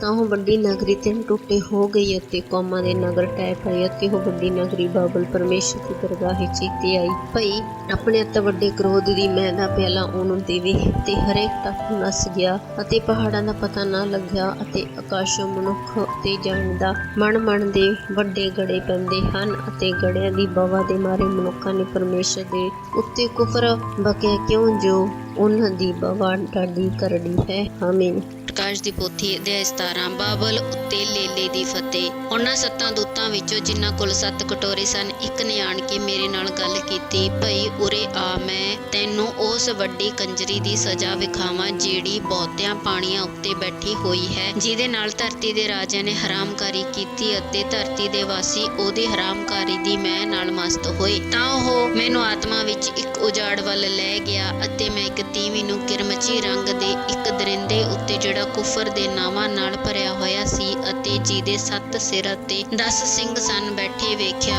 ਅਤੇ ਉਸ ਤੀਵੀਂ ਨੇ ਬੈਂਗਣੀ ਅਤੇ ਕਿਰਮਚੀ ਪੁਸ਼ਾਕ ਪਹਿਨੀ ਹੋਈ ਸੀ ਅਤੇ ਉਹ ਸੋਨੇ ਮੋਤੀਆਂ ਅਤੇ ਜਵਾਹਰਾਂ ਨਾਲ ਸ਼ਿੰਗਾਰੀ ਹੋਈ ਸੀ। ਉਹਨੇ ਇੱਕ ਪਿਆਲਾ ਸੋਨੇ ਦਾ ਆਪਣੇ ਹੱਥ ਵਿੱਚ ਫੜਿਆ ਹੋਇਆ ਸੀ ਜਿਹੜਾ ਘਿਨਾਉਣੀਆਂ ਵਸਤਾਂ ਅਤੇ ਉਹਦੀ ਹਰਾਮਕਾਰੀ ਦੀਆਂ ਭ੍ਰਿਸ਼ਟਤਾਈਆਂ ਨਾਲ ਭਰਿਆ ਹੋਇਆ ਸੀ ਅਤੇ ਉਹਦੇ ਮੱਥੇ ਉੱਤੇ ਇਹ ਭੇਤ ਵਾਲਾ ਨਾਂ ਲਿਖਿਆ ਹੋਇਆ ਸੀ ਅਰਥਾਤ ਬਾਬਲ ਉਹ ਵੱਡੀ ਨਗਰੀ ਕੰਜਰੀਆਂ ਅਤੇ ਧਰਤੀ ਦੀਆਂ ਘਿਨਾਉਣੀਆਂ ਵਸਤਾਂ ਦੀ ਮਾਂ। ਅਤੇ ਮੈਂ ਉਸ ਤੀਵੀਂ ਨੂੰ ਸੰਤਾਂ ਦੇ ਲਹੂ ਨਾਲ ਅਤੇ ਯੀਸ਼ੂ ਦੀਆਂ ਸ਼ਹੀਦਾਂ ਦੇ ਲਹੂ ਨਾਲ ਮਸਤ ਹੋਈ ਵੇਖਿਆ ਅਤੇ ਉਹਨੂੰ ਵੇਖ ਕੇ ਮੈਂ ਡਾਢਾ ਅਚਰਜ ਹੋ ਕੇ ਹੱਕਾ ਬੱਕਾ ਰਹਿ ਗਿਆ ਅਤੇ ਦੂਤ ਨੇ ਮੈਨੂੰ ਆਖਿਆ ਭਾਈ ਤੂੰ ਹੱਕਾ ਬੱਕਾ ਕਾਹਨੂੰ ਹੋਇਆ ਹੈ? ਉਹ ਤੀਵੀਂ ਅਤੇ ਉਹ ਦਰਿੰਦਾ ਜਿਸ ਉੱਤੇ ਉਹ ਸਵਾਰ ਹੈ ਜਿਹਦੇ 7 ਸਿਰ ਅਤੇ 10 ਸਿੰਘ ਹਨ ਮੈਂ ਉਹਨਾਂ ਦਾ ਭੇਤ ਤੈਨੂੰ ਦੱਸਾਂਗਾ। ਉਹ ਦਰਿੰਦਾ ਜਿਹੜਾ ਤੈਂ ਵੇਖਿਆ ਸੋ ਹੈ ਸੀ ਅਤੇ ਨਹੀਂ ਹੈਗਾ ਅਤੇ ਉਹਨੇ ਅਥਾਹ ਕੁੰਡ ਵਿੱਚੋਂ ਚੜ ਆਉਣਾ ਅਤੇ ਨਸ਼ਟ ਹੋ ਜਾਣਾ ਹੈ ਅਤੇ ਧਰਤੀ ਦੇ ਵਾਸੀ ਜਿਨ੍ਹਾਂ ਦਾ ਨਾਮ ਜਗਤ ਦੇ ਮੁੱਢੋਂ ਜੀਵਨ ਦੀ ਪੋਥੀ ਵਿੱਚ ਨਹੀਂ ਲਿਖਿਆ ਗਿਆ ਉਸ ਦਰਿੰਦੇ ਨੂੰ ਵੇਖ ਕੇ ਭਈ ਉਹ ਹੈ ਸੀ ਅਤੇ ਨਹੀਂ ਹੈਗਾ ਤੇ ਫਿਰ ਆਉਂਦਾ ਹੈ ਅਚਰਜ ਹੋ ਜਾਣਗੇ। ਸਮਝਦਾਰ ਬੁੱਧ ਦਾ ਮੌਕਾ ਇੱਥੇ ਹੀ ਹੈ। ਇਹ 7 ਸਿਰ 7 ਟਿੱਲੇ ਹਨ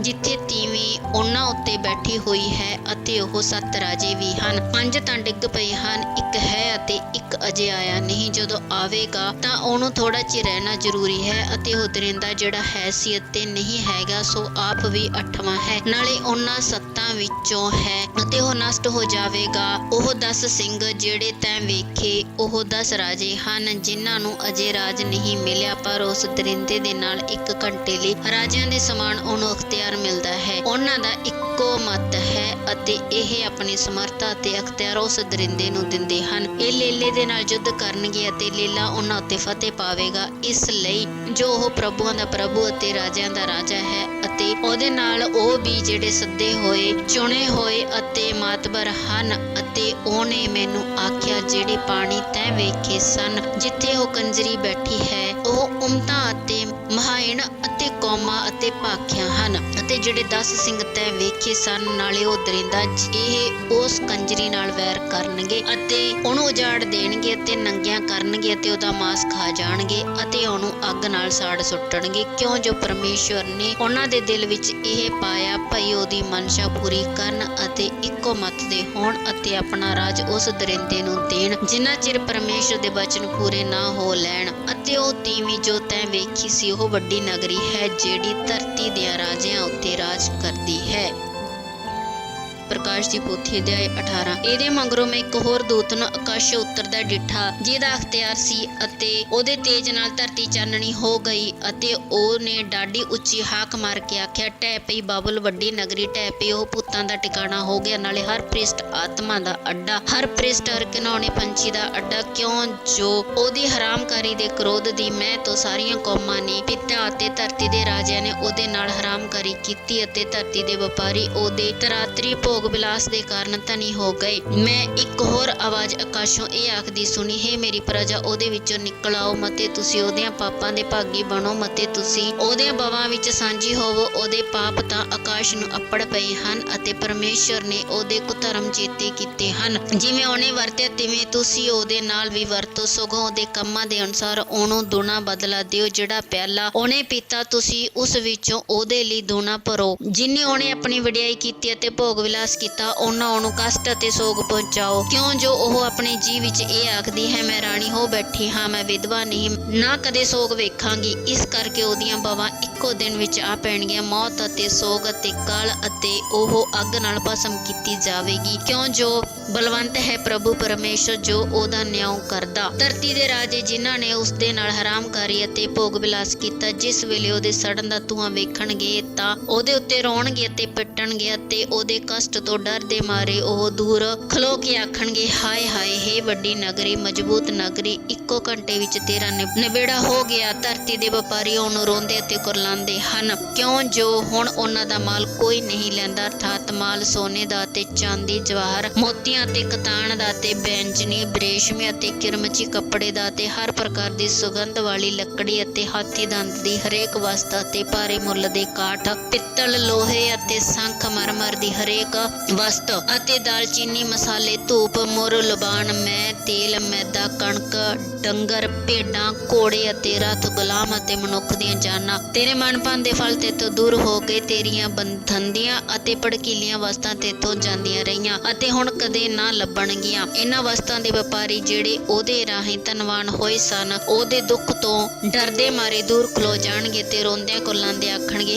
ਹਾਏ ਹਾਏ, ਇਸ ਵੱਡੀ ਨਗਰੀ ਨੂੰ ਜਿਹੜੀ ਕਤਾਨ, ਬੈਂਜਨੀ ਅਤੇ ਕਿਰਮਚੀ ਵਸਤਰ ਪਹਿਨੇ ਸੀ ਅਤੇ ਸੋਨੇ, ਜਵਾਹਰਾਂ ਅਤੇ ਮੋਤੀਆਂ ਦੇ ਨਾਲ ਸਿੰਗਾਰੀ ਹੋਈ ਸੀ, ਕਿਉਂ ਜੋ ਇੰਨਾ ਸਾਰਾ ਧਨ ਇੱਕੋ ਘੰਟੇ ਵਿੱਚ ਬਰਬਾਦ ਹੋ ਗਿਆ ਹੈ। ਹਰੇਕ ਮਲਾਹਾਂ ਦਾ ਸਿਰ ਕਰਦਾ ਅਤੇ ਹਰ ਕੋਈ ਜਿਹੜਾ ਜਹਾਜ਼ਾਂ ਵਿੱਚ ਕਿਧਰੇ ਕਿਧਰੇ ਫਿਰਦਾ ਹੈ ਅਤੇ ਮਲਾਹ ਅਤੇ ਸਮੁੰਦਰ ਜਿਨ੍ਹਾਂ ਉੱਤੇ ਜਿੰਨੇ ਰੋਜੀ ਕਮਾਉਂਦੇ ਸਨ, ਸਭੋ ਦੂਰ ਖਲੋਤੇ ਅਤੇ ਉਹਦੇ ਸੜਨ ਦਾ ਧੂੰਆਂ ਵੇਖ ਕੇ ਚੀਕਾਂ ਮਾਰ ਉੱਠੇ ਅਤੇ ਬੋਲੇ, ਭਾਈ ਕਿਹੜਾ ਇਸ ਵੱਡੀ ਨਗਰੀ ਦੇ ਤੁੱਲ ਹੈ। ਅਤੇ ਉਹਨਾਂ ਆਪਣੇ ਸਿਰਾਂ ਵਿੱਚ ਖੇ ਪਾਈ ਅਤੇ ਰੋਂਦਿਆਂ ਕੁਰਲਾਉਂਦਿਆਂ ਚੀਕਾਂ ਮਾਰ ਮਾਰ ਕੇ ਆਖਿਆ, ਹਾਏ ਹਾਏ, ਇਸ ਵੱਡੀ ਨਗਰੀ ਨੂੰ ਜਿੱਥੇ ਸਾਰੇ ਸਮੁੰਦਰੀ ਜਹਾਜ਼ ਵਾਲੇ ਉਹਦੇ ਧਨ ਦੇ ਰਾਹੀਂ ਧਨੀ ਹੋ ਗਏ, ਉਹ ਤਾਂ ਇੱਕ ਘੰਟੇ ਵਿੱਚ ਬਰਬਾਦ ਹੋ ਗਏ। ਹੇ ਸੁਰਗ ਅਤੇ ਹੇ ਸਤੋ, ਰਸੂਲੋ ਅਤੇ ਨਬੀਓ, ਉਹਦੇ ਉੱਤੇ ਖੁਸ਼ੀ ਕਰੋ, ਕਿਉਂ ਜੋ ਪਰਮੇਸ਼ਰ ਨੇ ਇਉਂ ਕਰਕੇ ਤੁਹਾਡਾ ਬਦਲਾ ਉਸ ਤੋਂ ਲਿਆ। ਤਾਂ ਇੱਕ ਬਲੀ ਦੂਤ ਨੇ ਇੱਕ ਪੱਥਰ ਵੱਡੇ ਖਰਾਸ ਦੇ ਪੁੜ ਜਿਹਾ ਚੁੱਕ ਕੇ ਸਮੁੰਦਰ ਵਿੱਚ ਸੁੱਟਿਆ ਅਤੇ ਆਖਿਆ, ਇਸੇ ਤਰ੍ਹਾਂ ਵੱਡੀ ਨਗਰੀ ਬਾਬਲ ਜ਼ੋਰ ਨਾਲ ਡੇਗੀ ਜਾਵੇਗੀ ਅਤੇ ਫੇਰ ਕਦੇ ਉਹਦਾ ਪਤਾ ਨਾ ਲੱਗੇਗਾ। ਰਬਾਬੀਆਂ ਦੀ ਆਵਾਜ਼ ਨਾਲੇ ਗਵਾਇਆਂ ਦੀ, ਵੰਜਲੀ ਵਜਾਉਣ ਵਾਲਿਆਂ ਦੀ ਅਤੇ ਤੁਰੀ ਫੂਕਣ ਵਾਲਿਆਂ ਦੀ ਤੇਰੇ ਵਿੱਚ ਫੇਰ ਕਦੇ ਨਾ ਸੁਣੀ ਜਾਵੇਗੀ। ਕਿਸੇ ਪੇਸ਼ੇ ਦਾ ਕੋਈ ਕਾਰੀਗਰ ਤੇਰੇ ਵਿੱਚ ਵਿੱਚ ਫਿਰ ਕਦੇ ਨਾ ਲੱਭੇਗਾ। ਚੱਕੀ ਦੀ ਆਵਾਜ਼ ਤੇਰੇ ਵਿੱਚ ਫਿਰ ਕਦੇ ਨਾ ਸੁਣੀ ਜਾਵੇਗੀ ਅਤੇ ਦੀਵੇ ਦੀ ਲੋ ਤੇਰੇ ਵਿੱਚ ਫਿਰ ਕਦੀ ਨਾ ਚਮਕੇਗੀ। ਲਾੜੀ ਅਤੇ ਲਾੜੀ ਦੀ ਆਵਾਜ਼ ਤੇਰੇ ਵਿੱਚ ਫਿਰ ਕਦੇ ਨਾ ਸੁਣੀ ਜਾਵੇਗੀ। ਤੇਰੇ ਵਪਾਰੀ ਤਾਂ ਧਰਤੀ ਦੇ ਮਹਾਂਪੁਰਖ ਸਨ ਅਤੇ ਸਾਰੀਆਂ ਕੌਮਾਂ ਤੇਰੀ ਜਾਦੂਗਰੀ ਨਾਲ ਭਰਮਾਈਆਂ ਗਈਆਂ। ਨਾਲੇ ਨਬੀਆਂ, ਸੰਤਾਂ ਅਤੇ ਉਹਨਾਂ ਸਭਨਾਂ ਦਾ ਲਹੂ ਜਿਹੜੇ ਧਰਤੀ ਉੱਤੇ ਕੋਹੇ ਗਏ ਸਨ ਉਹਦੇ ਵਿੱਚ ਪਾਇਆ ਗਿਆ। ਪਰਮੇਸ਼ਰ ਦੇ ਪਵਿੱਤਰ ਵਚਨ ਵਿੱਚੋਂ ਪੜਾਂਗੇ ਪ੍ਰਕਾਸ਼ ਦੀ ਪੋਥੀ ਅਧਿਆਇ 19। ਹਾਲੇਲੂਇਆ। ਵਫਾਦਾਰ ਤੇ ਸੱਚੇ ਸਵਾਰ ਦੀ ਫਤਿਹ। ਇਹਦੇ ਮਗਰੋਂ ਮੈਂ ਸਵਰਗ ਵਿੱਚ ਵੱਡੀ ਭੀੜ ਦੀ ਆਵਾਜ਼ ਜਿਹੀ ਇਹ ਆਖਦੀ ਸੁਣੀ, ਹਾਲੇਲੂਇਆ। ਮੁਕਤੀ, ਮਹਿਮਾ ਤੇ ਸਮਰਥਾ ਸਾਡੇ ਪਰਮੇਸ਼ਰ ਦੀ ਹੈ। ਉਹਦੇ ਨਿਉਂ ਤਾਂ ਸੱਚੇ ਅਤੇ ਯਥਾਰਥ ਹਨ। ਇਸ ਲਈ ਜੋ ਉਸ ਵੱਡੀ ਕੰਜਰੀ ਦਾ ਜਿਨ ਆਪਣੀ ਹਰਾਮਕਾਰੀ ਨਾਲ ਧਰਤੀ ਨੂੰ ਵਿਗਾੜਿਆ ਸੀ ਨਿਉਂ ਕੀਤਾ ਅਤੇ ਆਪਣੇ ਦਾਸਾਂ ਦੇ ਲਹੂ ਦਾ ਬਦਲਾ ਉਹਦੇ ਹੱਥੋਂ ਲਿਆ। ਉਹ ਦੂਜੀ ਵਾਰ ਬੋਲੇ, ਹਾਲੇਲੂਇਆ। ਉਹਦਾ ਧੂੰਆਂ ਜੁਗ ਜੁਗ ਪਿਆ ਉੱਠਦਾ ਹੈ। ਤਾਂ ਉਹ 24 ਬਜ਼ੁਰਗ ਅਤੇ 4 ਜੰਤੂ ਡਿੱਗ ਪਏ ਅਤੇ ਪਰਮੇਸ਼ਰ ਨੂੰ ਜਿਹੜਾ ਸਿੰਘਾਸਨ ਉੱਤੇ ਵਿਰਾਜਮਾਨ ਹੈ ਮੱਥਾ ਟੇਕ ਕੇ ਬੋਲੇ, ਆਮੀਨ। ਹਾਲੇਲੂਇਆ। ਸਿੰਘਾਸਨ ਵੱਲੋਂ ਇੱਕ ਆਵਾਜ਼ ਇਹ ਆਖਦੇ ਨਿਕਲੀ, ਤੁਸੀਂ ਸਭੇ ਉਹ ਦਿਓ ਦੱਸੋ ਜੋ ਕੀ ਛੋਟੇ ਕੀ ਵੱਡੇ ਜਿਹੜੇ ਉਸ ਤੋਂ ਭੈ ਕਰਦੇ ਹੋ, ਸਾਡੇ ਪਰਮੇਸ਼ਰ ਦੀ ਉਸਤਤ ਕਰੋ। ਤਾਂ ਮੈਂ ਵੱਡੀ ਭੀੜ ਦੀ ਆਵਾਜ਼ ਜਿਹੀ ਅਤੇ ਬਾਲਿਆਂ ਪਾਣੀਆਂ ਦੀ ਆਵਾਜ਼ ਜਿਹੀ ਅਤੇ ਬੱਦਲ ਦੀਆਂ ਡਾਢੀਆਂ ਗਰਜਾਂ ਦੀ ਆਵਾਜ਼ ਜਿਹੀ ਇਹ ਆਖਦੀ ਸੁਣੀ, ਹਾਲੇਲੂਇਆ। ਪ੍ਰਭੂ ਸਾਡਾ ਪਰਮੇਸ਼ਰ ਸਰਬ ਸ਼ਕਤੀਮਾਨ ਰਾਜ ਕਰਦਾ ਹੈ। ਆਓ ਅਸੀਂ ਆਨੰਦ ਕਰੀਏ ਅਤੇ ਨਿਹਾਲ ਹੋਈਏ ਅਤੇ ਉਹਦੀ ਵਡਿਆਈ ਕਰੀਏ। ਲੇਲੇ ਦਾ ਵਿਆਹ ਜੋ ਆ ਗਿਆ ਹੈ ਅਤੇ ਉਹਦੀ ਲਾੜੀ ਨੇ ਆਪਣੇ ਆਪ ਨੂੰ ਤਿਆਰ ਕਰ ਲਿਆ ਹੈ। ਇਹ ਉਸ ਨੂੰ ਬਖਸ਼ਿਆ ਗਿਆ ਭਈ ਭੜਕੀਲੇ ਅਤੇ ਸਾਫ਼ ਕਤਾਨ ਦੀ ਪੁਸ਼ਾਕ ਪਾਵੇ। ਇਹ ਕਤਾਨ ਤਾਂ ਸੰਤਾਂ ਦਾ ਧਰਮੀ ਕੰਮ ਹੈ। ਤਾਂ ਉਹਨੇ ਮੈਨੂੰ ਆਖਿਆ, ਲਿਖ ਭਈ ਧੰਨ ਉਹ ਜਿਹੜੇ ਲੇਲੇ ਦੇ ਵਿਆਹ ਦੀ ਦਾਉਦ ਵਿੱਚ ਸੱਦੇ ਹੋਏ ਹਨ। ਅਤੇ ਉਹਨੇ ਮੈਨੂੰ ਆਖਿਆ ਭਈ ਇਹ ਪਰਮੇਸ਼ਰ ਦੀਆਂ ਸੱਚੀਆਂ ਗੱਲਾਂ ਹਨ ਅਤੇ ਉਹਨੂੰ ਮੱਥਾ ਟੇਕਣ ਲਈ ਮੈਂ ਡਿੱਗ ਕੇ ਉਹਦੇ ਚਰਨੀ ਪਿਆ। ਤਾਂ ਉਸ ਮੈਨੂੰ ਆਖਿਆ, ਭਈ ਇਉਂ ਨਾ ਕਰ, ਮੈਂ ਤਾਂ ਤੇਰੇ ਅਤੇ ਤੇਰੇ ਭਰਾਵਾਂ ਦੇ ਜਿਹੜੇ ਯਿਸੂ ਦੀ ਸਾਖੀ ਭਰਦੇ ਹਨ ਨਾਲ ਦਾ ਦਾਸ ਹਾਂ। ਪਰਮੇਸ਼ਰ ਨੂੰ ਮੱਥਾ ਟੇਕ। ਯਿਸੂ ਦੀ ਗਵਾਹੀ ਦਾ ਅਗੰਮ